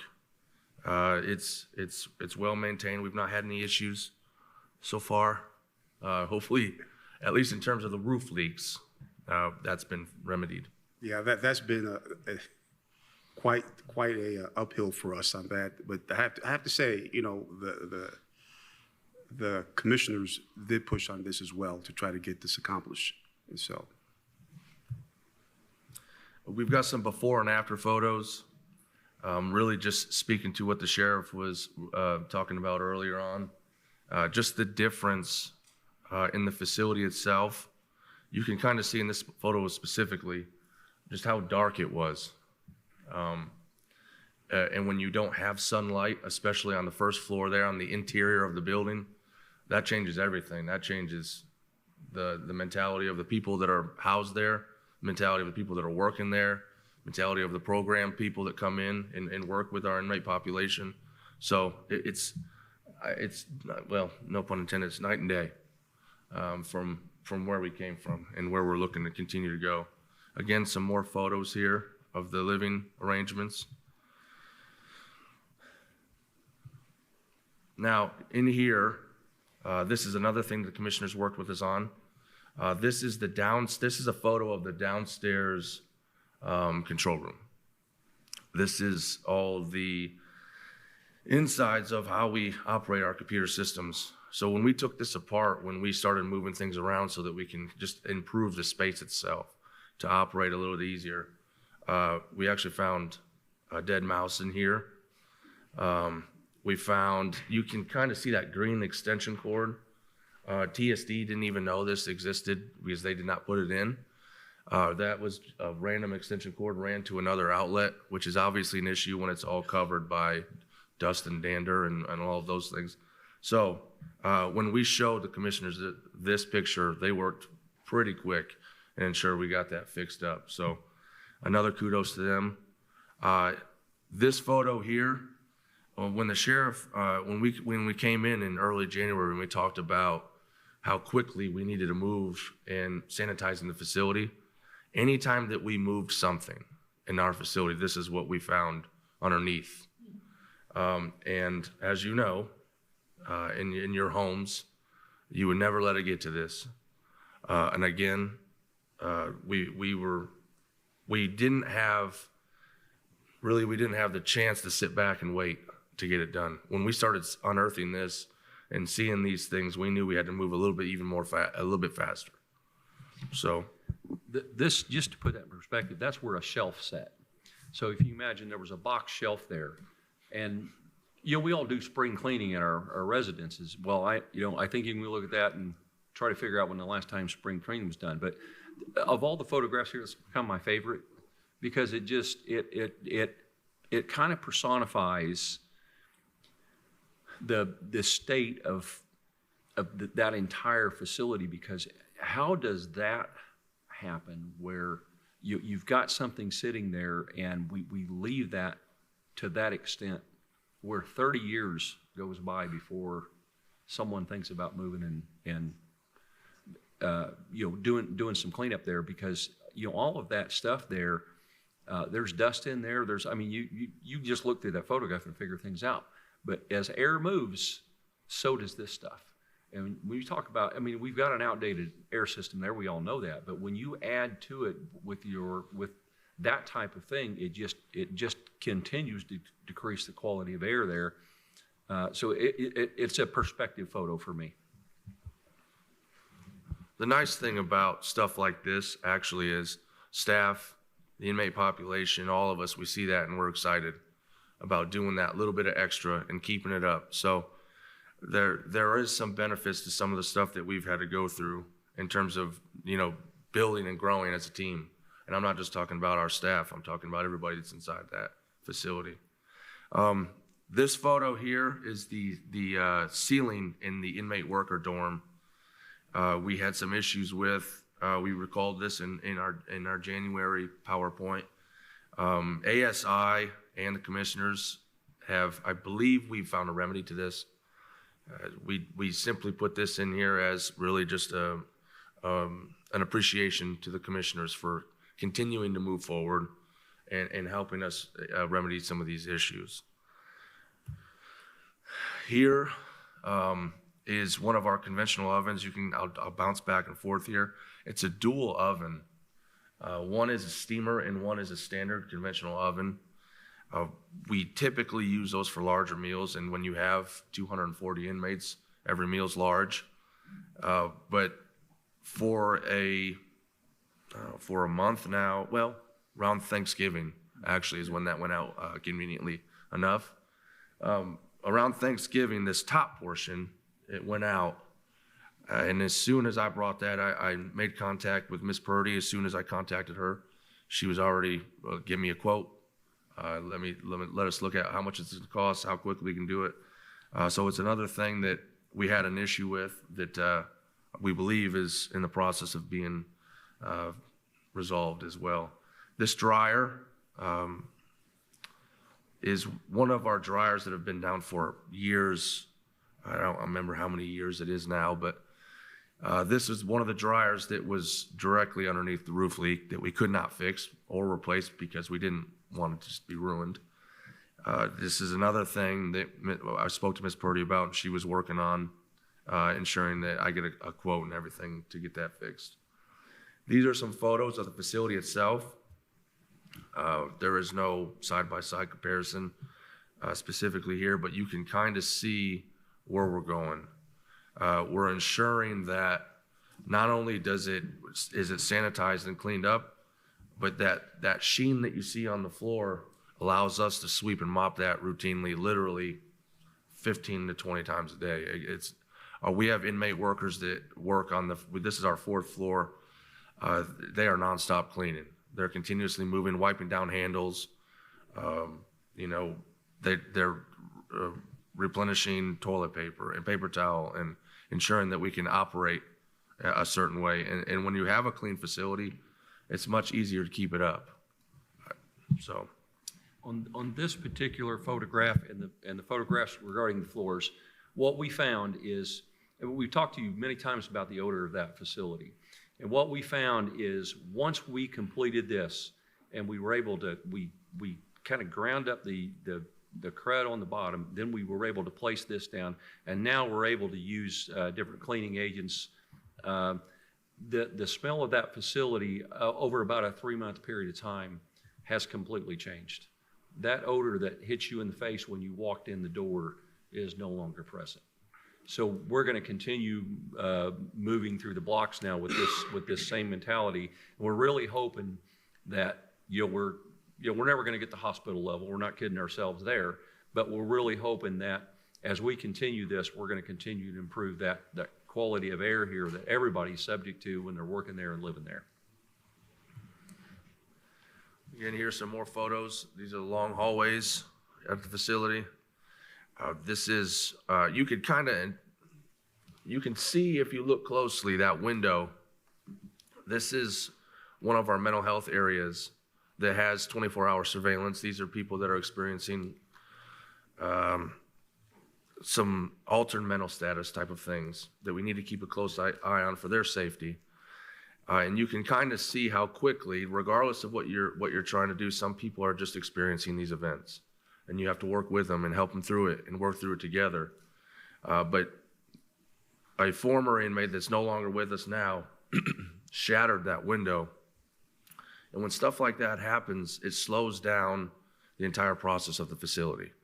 It takes away one of the very few cells that we have where we have that direct line supervision from that surveillance camera. So when we have ASI working closely with us and getting that window changed out very quick, and with the help of the commissioners, these are the things that we have to work in close conjunction daily. So you can kind of see all the work that we put in to clean it up and to sanitize it, but just simply a window get broke out stopped everything. And Monroe County does a good job of not only talking about trying to move forward but making us move forward. I think we had some issues at first, and that was kind of the reason we wanted to put this PowerPoint together, to show appreciation to the council and to the commissioners, and just give an update that, you know, we're working behind the scenes too, and we appreciate the support for sure. These are some more photos of that area. This is a new camera system. It's not a system. It's a new screen so that we can monitor these cells in the intake area, in the processing area. This allows us to do three things. We have an elevated platform now in our processing area, and this television is right in front of our officers as they sit there. So the elevator platforms allows us to see directly into the cells, to see on the camera in those cells, but also it gives us that physical inmate count check every hour. So we now have 3 lines of supervision, where before we only had 1. And again, TSD worked very quickly with us, getting that up and together. It's allowed us to ensure the safety and security of the facility in a more proactive manner. This is our evaluation room.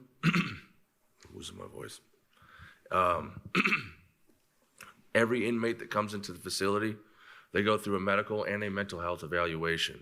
This helps us chart their progress throughout the facility to always ensure that we're putting them in the best position to be successful. This exposes them to programs that they might want to take part in. This ensures that we get their medication correct. This really just gives us, literally, you sit down across the table from somebody and be like, who are you? Well, how can we help you through this facility, rather than just moving bodies through the system? Just as a note on that too, prior to us repurposing that room, that was done in the hallways.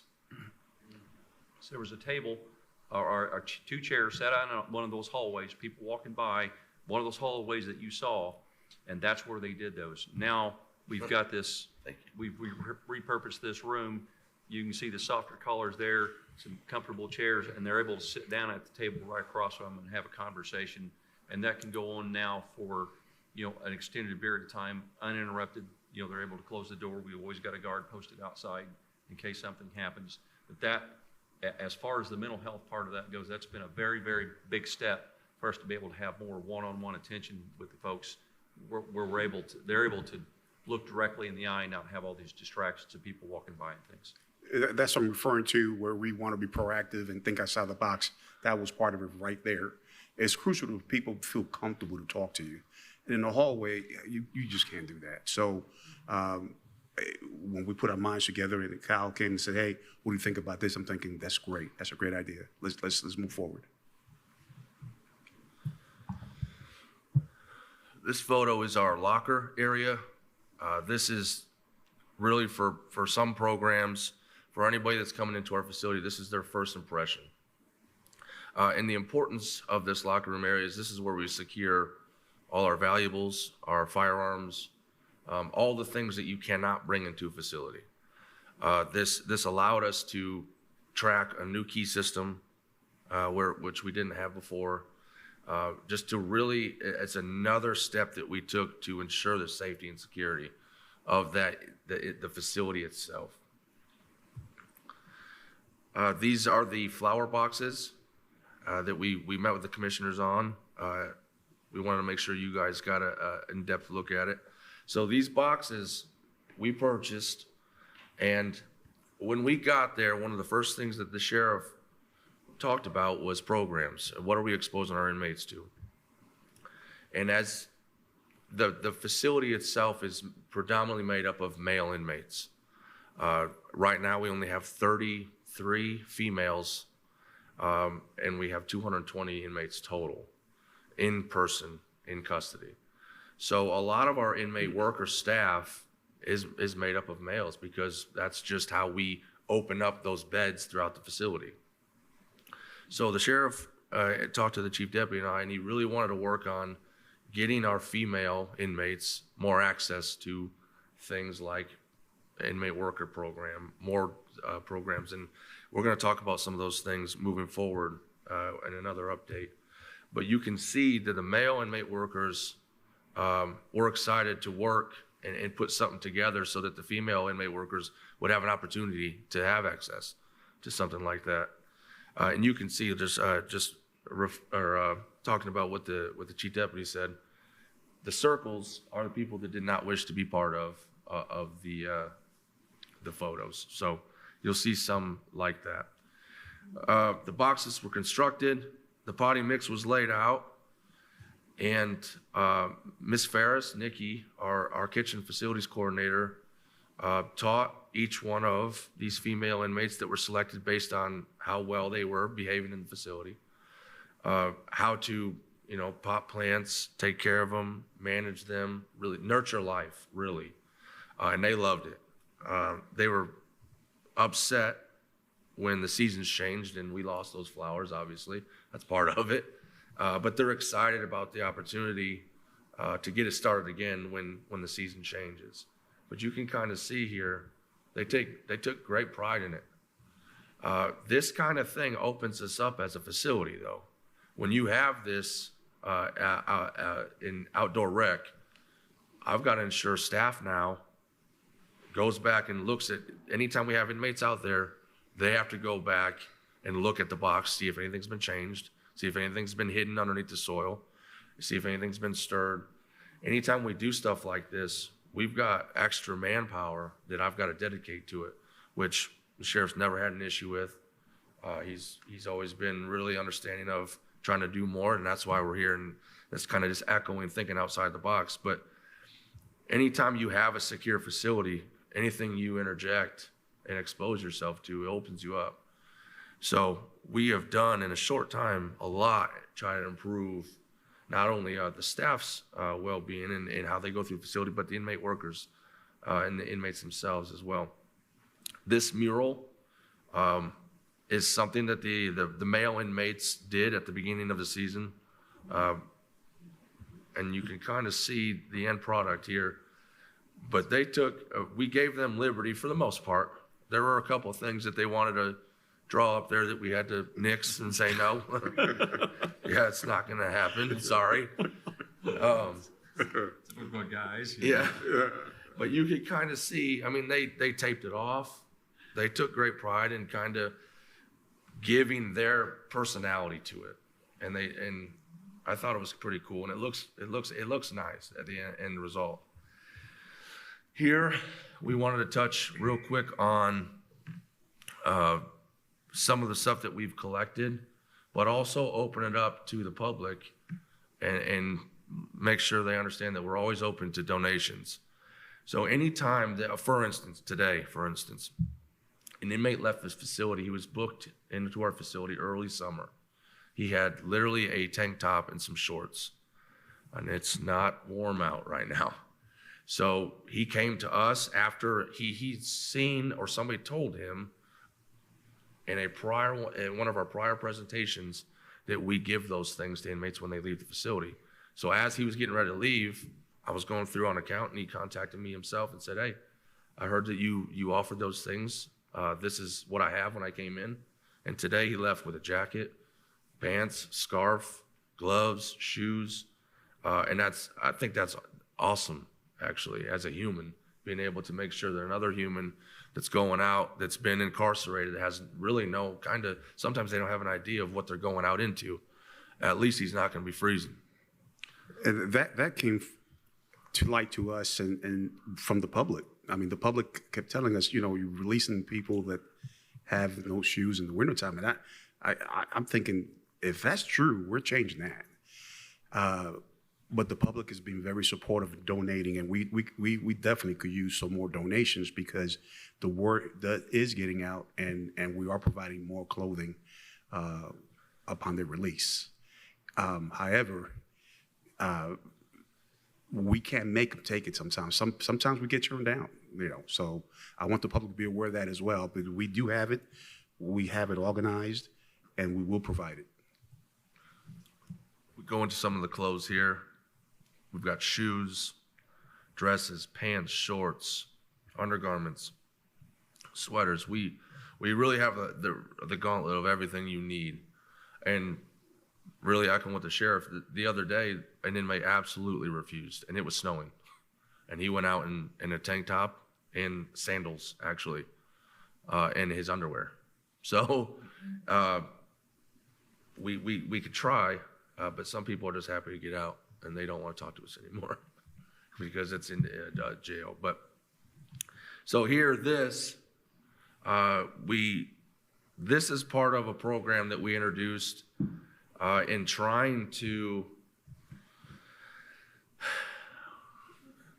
in really just trying to show our appreciation, I guess, to be blunt, for the work that people do at our facility.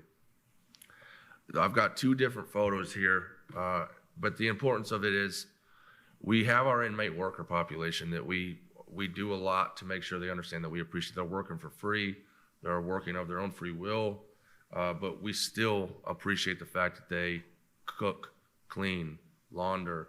They work hard. We offer them programs and we do certain things to make sure they know we appreciate them, but we also try to do stuff like this. But also what we did, and you could see the guys here. These are not our inmate workers. These are general population inmates. I went through each block and said, I need 2 or 3 guys to take it upon themselves to really make sure this place stays clean. We give them cleaning supplies. We go through as a staff multiple times a week and clean it ourselves. But we found when we cleaned it up and sanitized the facility, they want to do it themselves anyway. They love to keep it clean. They love having the opportunity to be out and to ensure the cleanliness. So what I did was I took 2 or 3 guys out of each block, and every month we do this. They pick a movie. There's only a few rules. It can't be explicit. I mean, this movie here is Uncharted. It's from a video game. It's made by Disney. So there are a lot of things that we try to do. And just like the council and the commissioners, we're not just trying to talk about it. We're trying to be about it. So this is another one of those things. This is another program that we started. And it's very difficult to see. But you could see me in the back there with Captain Compton. We've got a speaker. It's about this big. And we go through, and I don't know how it is for some of you, but for me, sometimes music's my therapy, my escape when I work out or when I'm just hanging out. And it's very much the same for the people inside the facility. I'll go through, and we have certain rules again with how explicit some things are, but they give me a list of songs they want to hear. Sometimes they sing, sometimes they laugh, sometimes they cry. It's actually kind of nice to be able to experience that with them, because a guy that I may not know, I never hear him talk, by the type of song that he chooses and by the kind of lyrics that are in that song, I can kind of see who they are. And that helps me identify with them a little bit more. Now we get into some of these photos, and you can, Tony, you can kind of see, you'll see these people smiling, and they're genuine. I made sure they knew up front that we're going to take photos and we're going to share them with them, just like Chief Deputy said, and they were excited about it. Tony and this inmate worker here, those are the kind of people that are directly responsible for how clean things look and how fast things move. It's not just us. It's not just Tony. It's everybody. So that is our maintenance crew. This is our laundry crew. That's Miss Ferris again. This is our kitchen crew. You can kind of see how many people it takes to make meals for 220 plus people. We've got part-time kitchen employees. This is a shot of our entire inmate worker group. The guys that wanted to take part in it, which was every single one of them. But you can see the smiles on everybody's faces. that is not manufactured. And looking at it now, it kind of brings a smile on my face because it just felt natural. And when you have that law enforcement and that inmate population, and you have that, there's a clear divide, obviously. But if you can move past that every day and work together, it really helps. It's almost like a family dynamic. And you would think from the outside looking in that there's good guys and there's bad guys, and that's not how it is in the facility. And that's not the culture that the sheriff's trying to bring to the facility. And you made that very clear. And we, at the very beginning, we moved quick, and you could see it just in the smile on everybody's faces. And then the last photo, the sheriff is, he always talks about the staff, of the jail staff as the boldest. From his time at Rikers Island, he understands what it takes to work inside a secure facility. But really, we're showing you guys this photo because for you guys and the public, these are the faces of the people that are working behind the scenes. We come here and we talk about the things that we want to do, and we talk about how the sheriff's vision is that and this and how fast we're moving, but these are the people that make it happen, literally on a daily basis. It's a 24-hour facility. This is an ever-evolving machine, and these people do it tirelessly. And we wanted to make sure we put that picture out there for everybody to see in the public. Absolutely.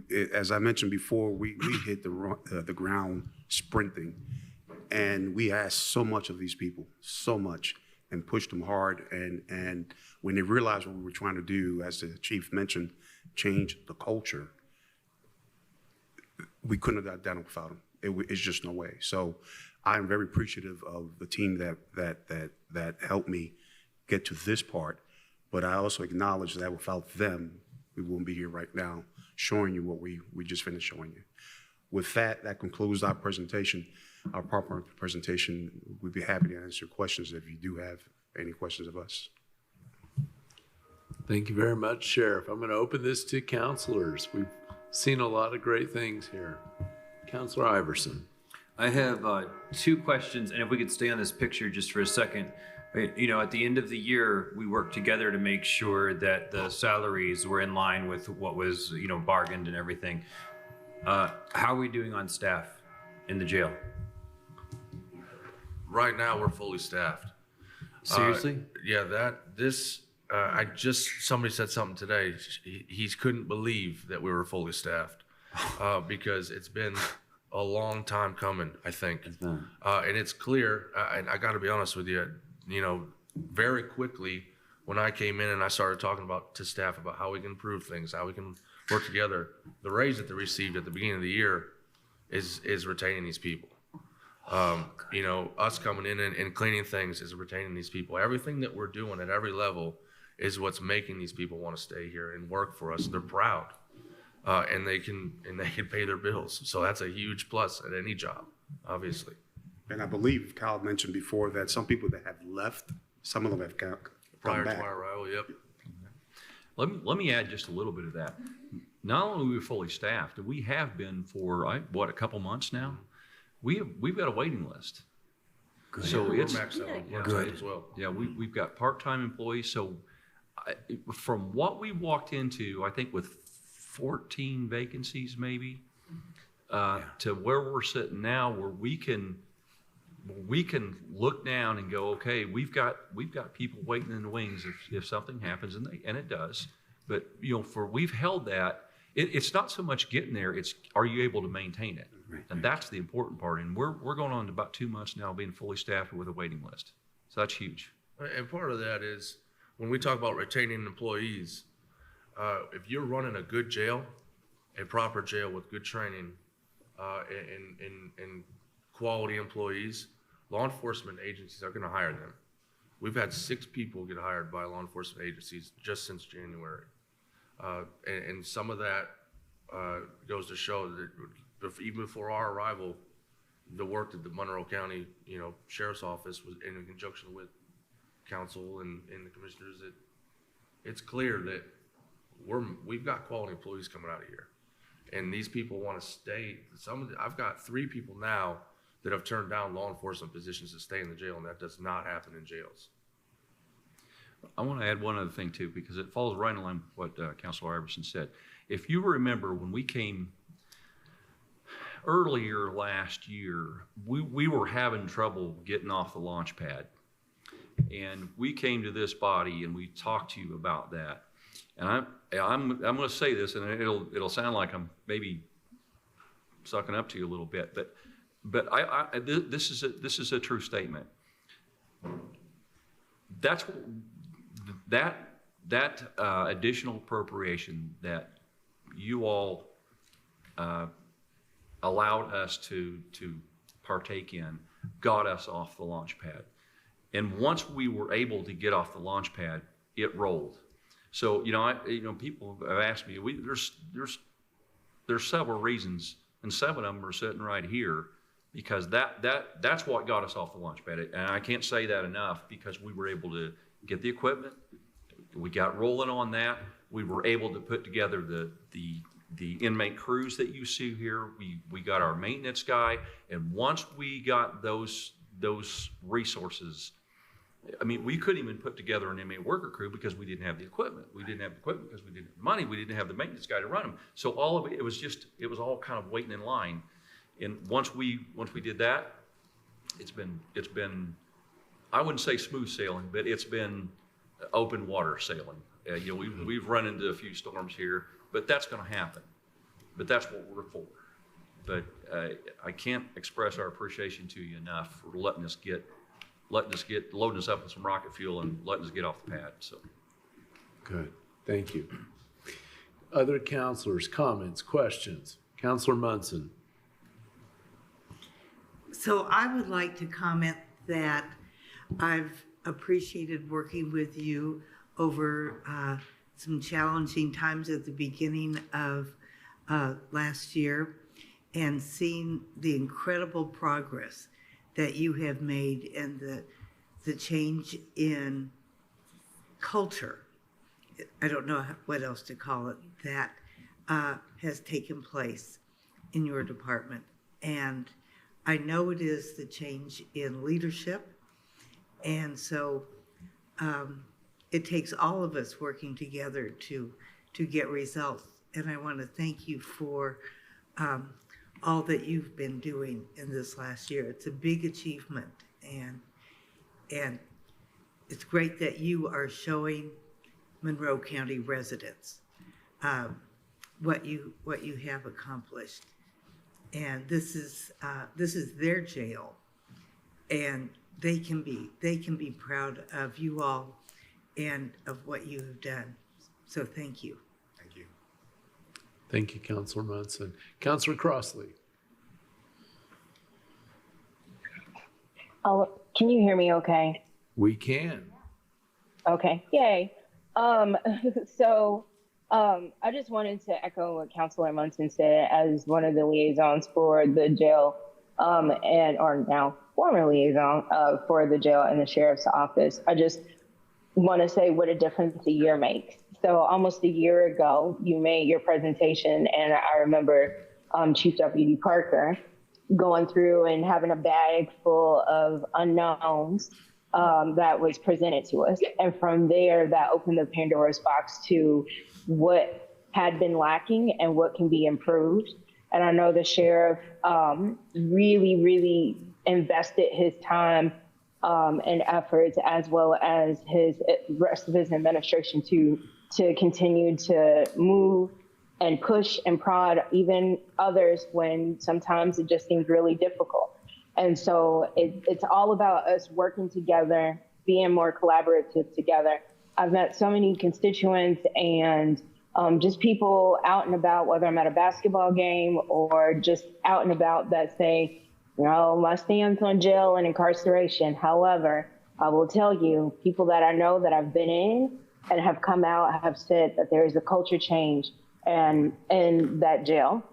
And when you have people that I talk to who really are, have really hard feelings about incarceration and whatnot, say something on a positive note, that just makes me feel good, and that makes us feel good and should feel good as a county. So I just wanted to say I appreciate the efforts of Sheriff Marte, Chief Deputy Parker and Jail Commander Gibbons for all the things that they do in their administration as well. And it is amazing to hear that you are fully staffed for 2 months and you have a waiting list. Obviously, the work of the council in trying to make sure that we pay our employees something that is a livable wage where people can actually stay. And to hear that they are staying on just makes me feel really good to hear this story. So thank you. And I want to continue to see the work, and especially programming efforts, especially when it comes to females. I'd love to see more programming for the female inmates. I know there's a less population of that, but anything that we can continue to do and help, I would love to see how we can make that happen. So thank you again for your positive presentation today. Thank you. Thank you. Well said, Councilor Crossley. Other questions or comments? Councilor Hawk. I just wanted to say thank you so much for taking my calls, listening to anything I might want to suggest and see if we can put any of it together. I just love having been just a part of watching how you've grown and changed the culture there. And I look forward to working with you then this year, because I turned arms and said, I want to be one of the liaisons to the sheriff and jail. So, I mean, thank you so much. Appreciate you. Thank you. Thank you. I think I sum all this up. It's been said well by counselors, but you know, I have watched federal government, state government, local government nearly all my life. I don't think I've seen anything move that quick and that boldly in my career. I'm just blown away by that, and you can feel and hear the organizational culture changes. I mean, if you paid actors to put that together, you couldn't hear it clearer than what this does. And I want to commend you on that. And it's good to see. I literally, as you were talking, I was doing the month countdown going, holy moly. And that's awesome. And this being a full jail staff, that's something like us, we need to hear, because that is when we did those really late December deliberations, we heard a lot of thoughts about what close, not close, and it looks, well, somebody did something, and sometimes that's victory enough. So I want to thank you for all this and for waiting here tonight, but it was worth the wait on our end at least, and I hope it was for yours. Thank you also for the spirit in which you come in here and you have talked about the work with not only this council, but the commissioners. And as I said earlier tonight, we got a lot to do. We've got a lot yet still to get on our plates and off of it, but we can do it. And this is proof for anybody that it can be done. So thank you so much. You honor us. Appreciate it.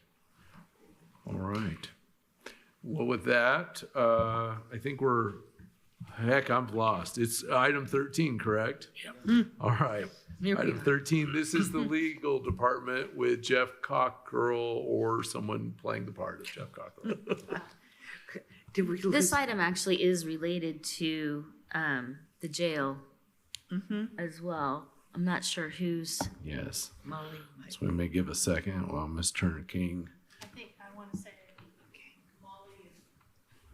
I believe Molly is doing it on behalf of Jeff Cockrell. Sure. So. Just like the old soap operas, playing the part of Jeff Cockrell is Molly Turner King.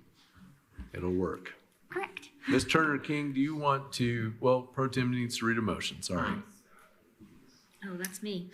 Yeah. It's not me, but I'm playing the part of. She's playing the part of Jennifer Crossley on. Oh my goodness, sorry.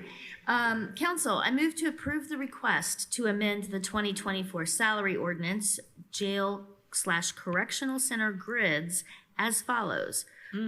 Correctional sergeant hourly rate of pay from $27.33 to $28.96, and correctional captain weekly hours from 40 to 41.25. Second. Okay, and now Ms. Turner King, tell us what we need to know. So these requests kind of relate to the collective bargaining agreement. In the collective bargaining agreement, the proposed language will be that the sergeants will make their hourly rate will be a midpoint between the captain and the corporal. There are 3 ranked positions in the jail: a captain, a sergeant, and a corporal. And right now, the sergeant pay is 96 cents more than a corporal, but like $4 and some change less than a captain. So we're trying to move it so that it is in the midpoint between the two. Okay, thank you very much. I'm going to look to council for comments and or questions. And I sort of had one, and this is for my peace of mind. This action would not be the council interfering with the collective bargaining details, would it?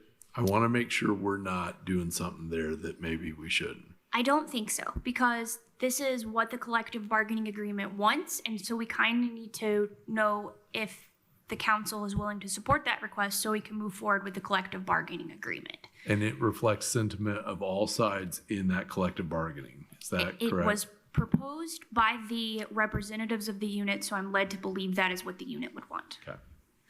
And then the second part of that request is regarding the captains.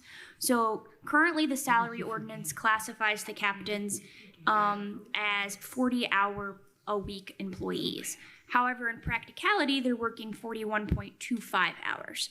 And so we want the salary ordinance to reflect the hours that they are actually working. This somewhat goes into, there is a review of the exemption status for captains. Because they were working 40 hours a week. The salary ordinance said they worked 40 hours a week. They were working 41.25, but they're exempt, so they weren't getting compensated for an hour and 15 minutes. And so when WISC reviewed it, they said that the captains should remain exempt, or their recommendation is that the captains remain exempt. So if captains remain exempt, we should have our salary ordinance reflect compensation for the hours being worked. At minimum worked. I'm not saying the captains work 41.25 hours all the time. I'm saying that's Sure. the expectation, at least. Okay. Thank you. Thanks for answering my questions. Okay. Other counselors, comments, questions? Counselor Hawk? Right, I spoke with Ms. King about this earlier today, and so I ready to vote. Okay. All right. I'm going to send it now to the public. Any comments from the public on the item? You can come forward in the Nat U Hill or raise your hand on Teams. Seeing none, we will move to a roll call vote. Counselor Munson, Yes. Counselor Deckard, Yes. Counselor Crossley, Yes. Counselor Iverson, Yes. Counselor Wiltz, Yes. Counselor Hawk, Yes, Counselor McKim. Yes. Motion passed unanimous. Now we'll move on to item B. Council, I move to open for discussion the request to remove the cap of 20 years on the jail's annual increase for full years of service. Second. Got a motion and a second, and Ms. Turner King, can you speak to this? So in the collective bargaining agreement, there's the correctional officer staff get credit for years of service. It's called longevity, but that's kind of confusing because what it's really equivalent to is non-jail employees' step increases. So for each full year of service, a jail officer receives 48 cent increase. What the request is is to remove the 20-year cap of that increases. Currently, it's 20 years. They would like to have no cap. In speaking to Jeff Cockrell about this, he stated to me that originally this mechanism was added to the contract to help retain employees, and it was mimicking a mechanism that Morgan County uses. So I called Morgan County and asked for a copy of their salary ordinance. In their salary ordinance, their employees are capped at 15 years. So after 15 years and above, the hourly rate remains the same. So this item is to ask the council to determine or discuss whether they would like to leave the cap, remove the cap. Okay, thank you. Comments, questions? Counselor Wiltz? Thought I heard one coming. Or Counselor McKim? Yeah, I guess I'd just like to know what numbers are we talking about? Approximately, how many people, how many dollars? Fiscal impact.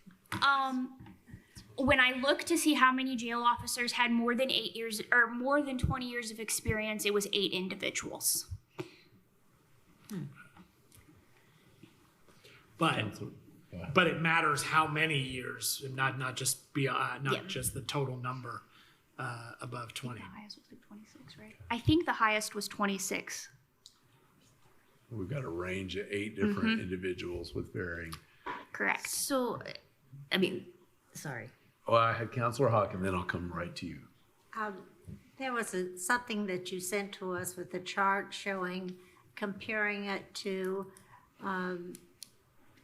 some other employee that was not working at the jail, and they were making as much in 15 years as the other person who was at 20 years or something. I just looked at it today. I can't remember exactly the numbers.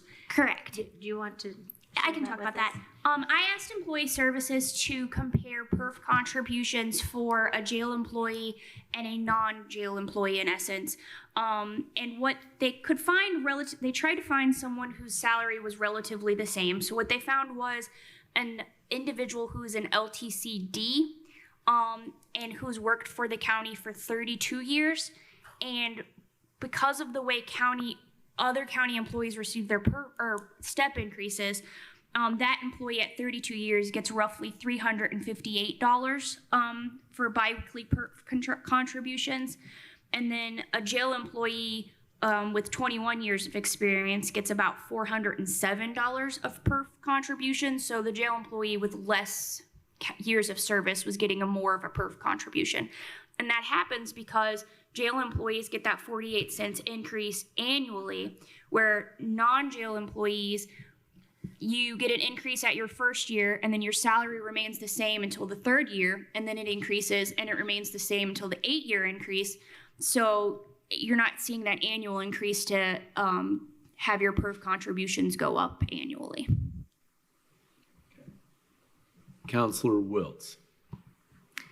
So I do think this would be an easier discussion if we had more information around the fiscal impact, and it's on me for not maybe having requested it, but it, a little bit using the data that we actually have, the 8 individuals, and seeing exactly what it is, knowing that over time that might vary. The other thing I noticed when you sent us the Morgan County information that had it capped at 15, it looked like all of their positions across government were capped at 15 in terms of the step increases that they offer. So what they actually had done was just made everybody the same, and it happens to be lower. And I'm just saying this is another way of looking at it. And that argument actually says we should move it to 25, right? Because don't we have it up through 25? Correct. Non-jail employees get capped at 25. Yeah. Looking at the Morgan County salary ordinance, I think the only positions listing years are somewhat law enforcement or public safety related. So there is the chief deputy for the sheriff's office at 15 and up, the sergeant at 15 and up, the lieutenant. Then you go to the jail and it lists a 15-year cap. Dispatchers are listed as a 15 cap. So it seems like the 15-year cap in at least the Morgan County salary ordinance is somewhat public safety related. Counselor? But I don't know their logic or if that's really what they did. It's just looking at it, that's what it seems like. All right, Counselor Iverson. So the way I'm thinking about this is the conversation we had at the very end of the presentation where the comment was made by the jail staff that hiring is somewhat the easier nut to crack and the retention is the hardest. And so when when I was first thinking about this, I was thinking, well, why don't we add another number in there instead of 20 years? Why don't we put another different number in there to help with retention? But it sounds like even zeroing it out from 20 to nothing is still a retention tool because non-jail staff have different step increases. So I just want to make sure that whatever action we take tonight, we're not shooting ourselves in the foot in terms of retention, because it's really good news that we're full staff. And I'd like to keep those folks as long as possible. So I think what I'm trying to say in a roundabout way is I agree with Councilmember Wiltz is I also want more information about, you know, what do we think, or maybe we don't have this data yet, of where are we needing retention incentives? I don't know. Okay. Those are my thoughts. Councilor McKim. So, you know, I was just mulling over Councilor Wiltz's comment about how this really means we should probably increase the cap to 25 years. But I think that's exactly why that comparison with the LTC was really valuable, because it shows that the corrections officers already get, because they get that bump every year rather than in 3 years, 8 years, whatever, because they get it every year, they actually wind up getting even more than than other county employees, despite the fact that other county employees have that last bump at 25. So I'm kind of struggling with that. I mean, I feel like it's already a pretty strong and retention tool.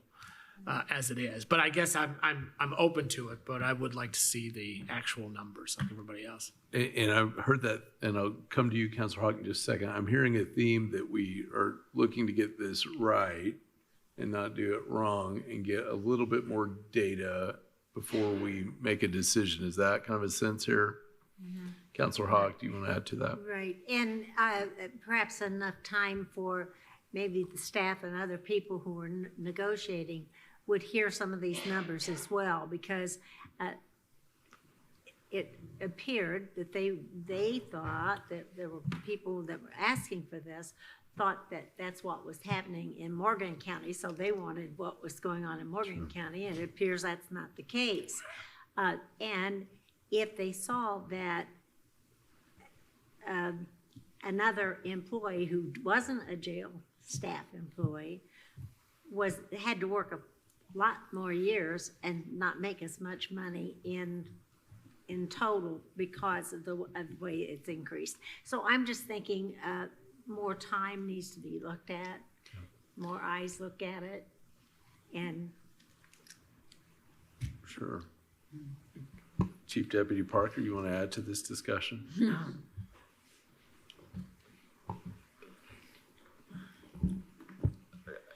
Here's what I would say to the council here. We have a wonderful crew working at that facility. I think we've demonstrated that this evening. And the sheriff, myself, and Kyle, are advocates for those individuals who are in there every day making it happen. And we understand from whence our help cometh. So, but I would tell you this. There's a give and take here a little bit that I think we ought to be upfront and frank with the council about. That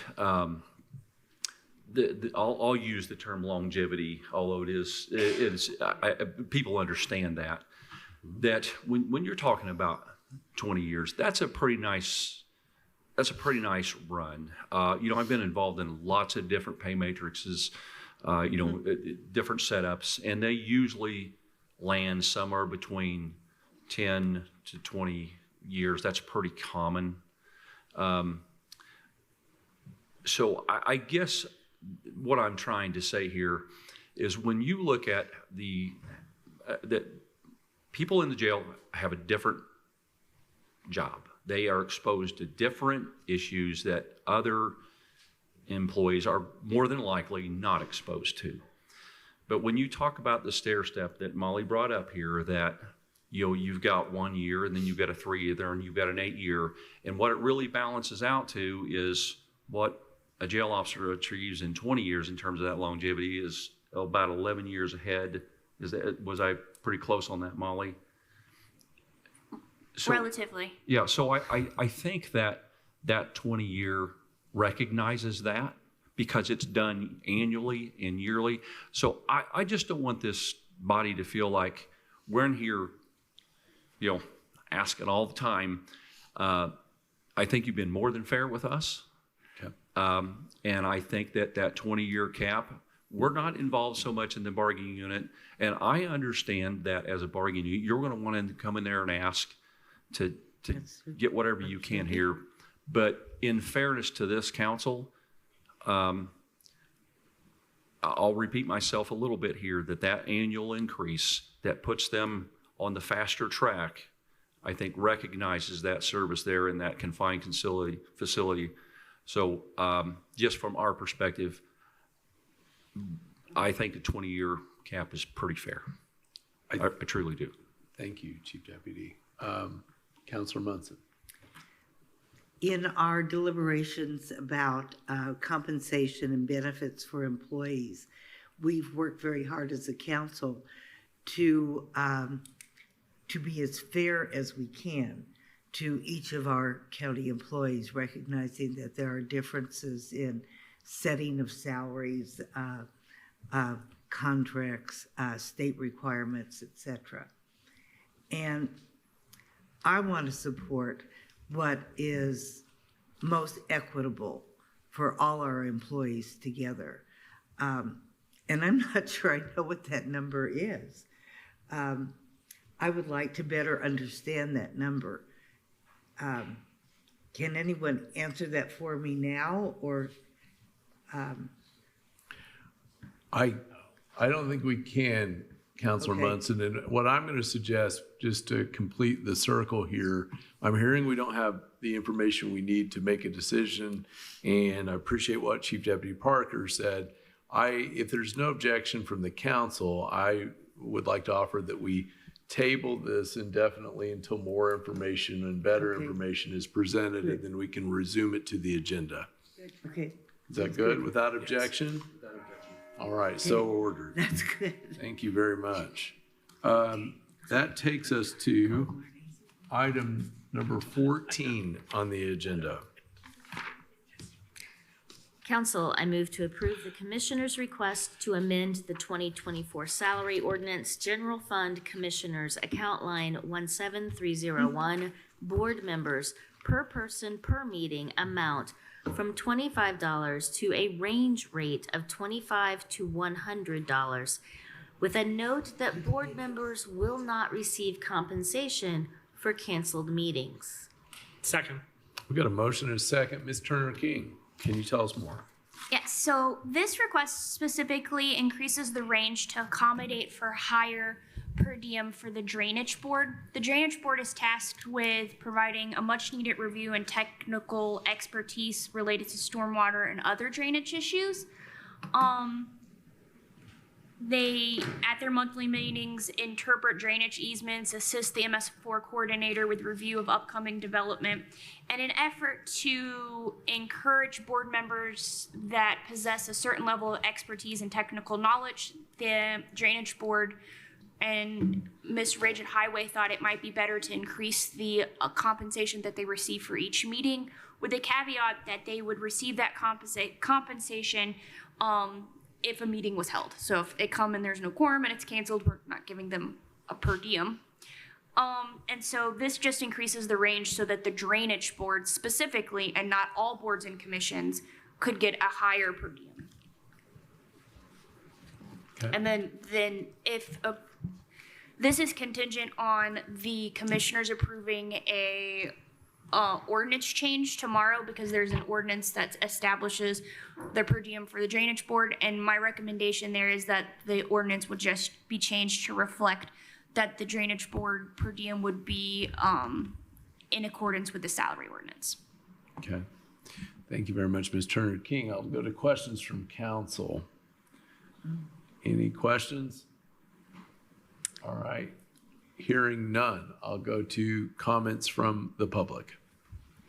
Come forward in the Nat U Hill or go raise your hand on Teams. Seeing none, we'll go to a roll call vote. Counselor McKim, Yes. Counselor Iverson, Yes. Counselor Crossley, Yes.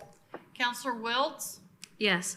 Counselor Deckard, Yes. Counselor Munson. Yes. And I want to note for the record that Counselor Hawk has left the meeting. Left the building. Said it like Elmer. Just like Elmer. Counselor Hawk has left the building. Thank you. Thank you very much. She is a legend. Let's see here. All right. That takes us now to, we're in the slap happy portion of this. So is it, we tabled 15 and 16. 15 and 16. So that will take us to 17 minutes. Council, I move to approve the summary minutes of the joint session of the County Council and Board of Commissioners for November 27th, 2023, and the County Council summary minutes for November 28th, 2023 work session as presented. Second. Got a motion and a second. Are there any changes, edits, or questions to the minutes as noted by counselors? Seeing none, we will take, I've got to take public comment on this, don't I? Yeah. Public, do you have any comments on the minutes of this council? If you do, raise your hand on Teams. This is a summary. I have to come get through this, forward. okay? Yeah. Seeing none, Okay. we'll go to a roll call vote. Counselor Iverson, Yes. Counselor McKim, Yes. Counselor Wiltz, Yes. Counselor So Deckard, why Yes. don't we, why did you put, Counselor Crossley. yes, right? Yeah. She said yes. Oh, Yeah. thank you. Sorry, I didn't hear. Motion passed 6-0. Did she not call me? It's okay. Oh, It's okay. I don't think Cheryl got called. Oh. She should have been second, so sorry. So Counselor Munson, Yes. thank you. 6-0. Minutes have passed. I read it. Next, item 18, council comments. Any comments that councilors wish to make for the good of the order? I see Councilor Kim Shell. Go ahead, Kim Shell. What do you got to say?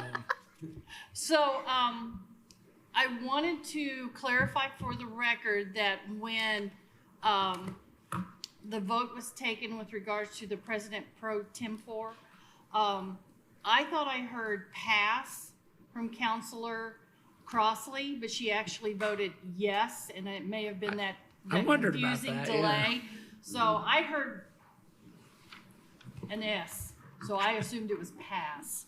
So, so actually then that would mean that the vote would be 7-0 in favor of her being the President pro tempore.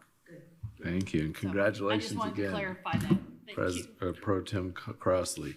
All right, any council comments? Councilor McKim. Yes, I just wanted to thank Counselor Wiltz again for several years of extraordinary service as a really effective council president. You have great style and yeah, just I think have really moved us forward during some really difficult times. We're hoping for better days ahead, easier days. Thank you, Councilor Wiltz. Any other comments, councilors? There being none, this meeting of the Monroe County Council is now hereby adjourned. Thank you so much.